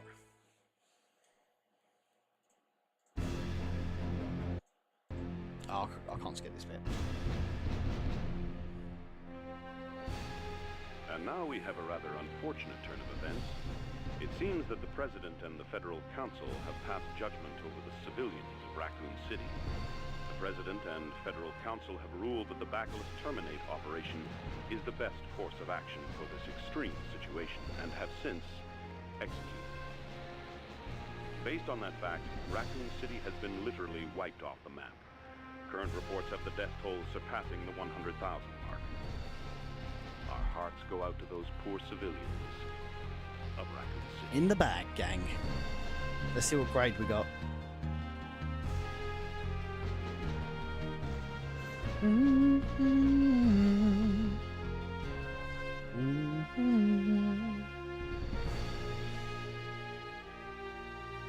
And there we go, gang. So long, Raccoon City. Oh, what? Can't just get this. Oh, alright, we'll stick around. Again, huge shout out to everybody in the chat for checking the stream out today. It is really appreciated. We've had a bunch of fun playing some Resident Evil 3. We will be playing Resident Evil Code Veronica next week. This Sunday is going to be Tomb Raider 3 as part of Lara Sundays. I missed Lara Sundays last week because obviously the Keeper's Diary dropped, so looking forward to jumping back on with Tomb Raider.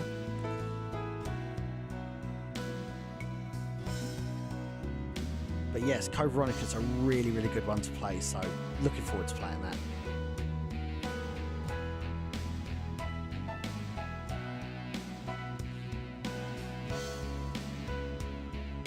What an absolute banger of a thing.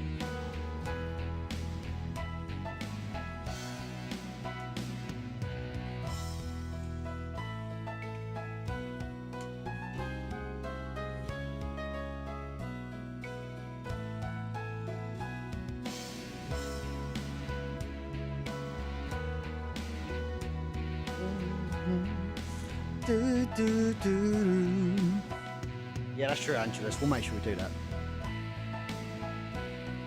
There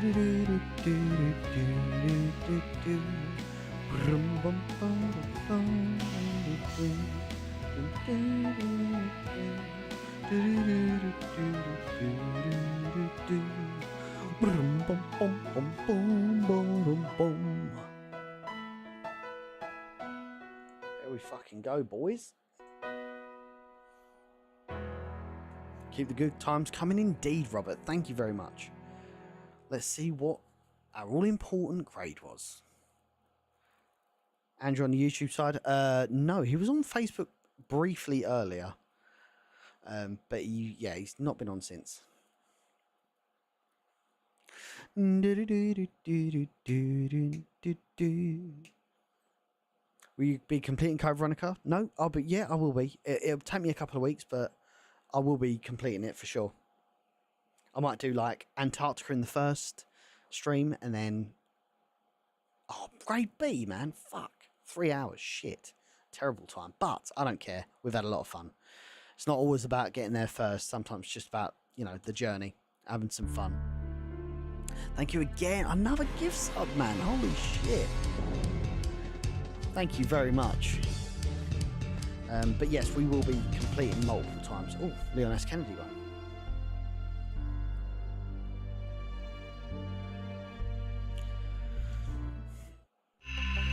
I'll probably get up to Antarctica in the first episode, and then the week after I'll probably complete it, to be honest. It'll probably take me 6 hours, I reckon.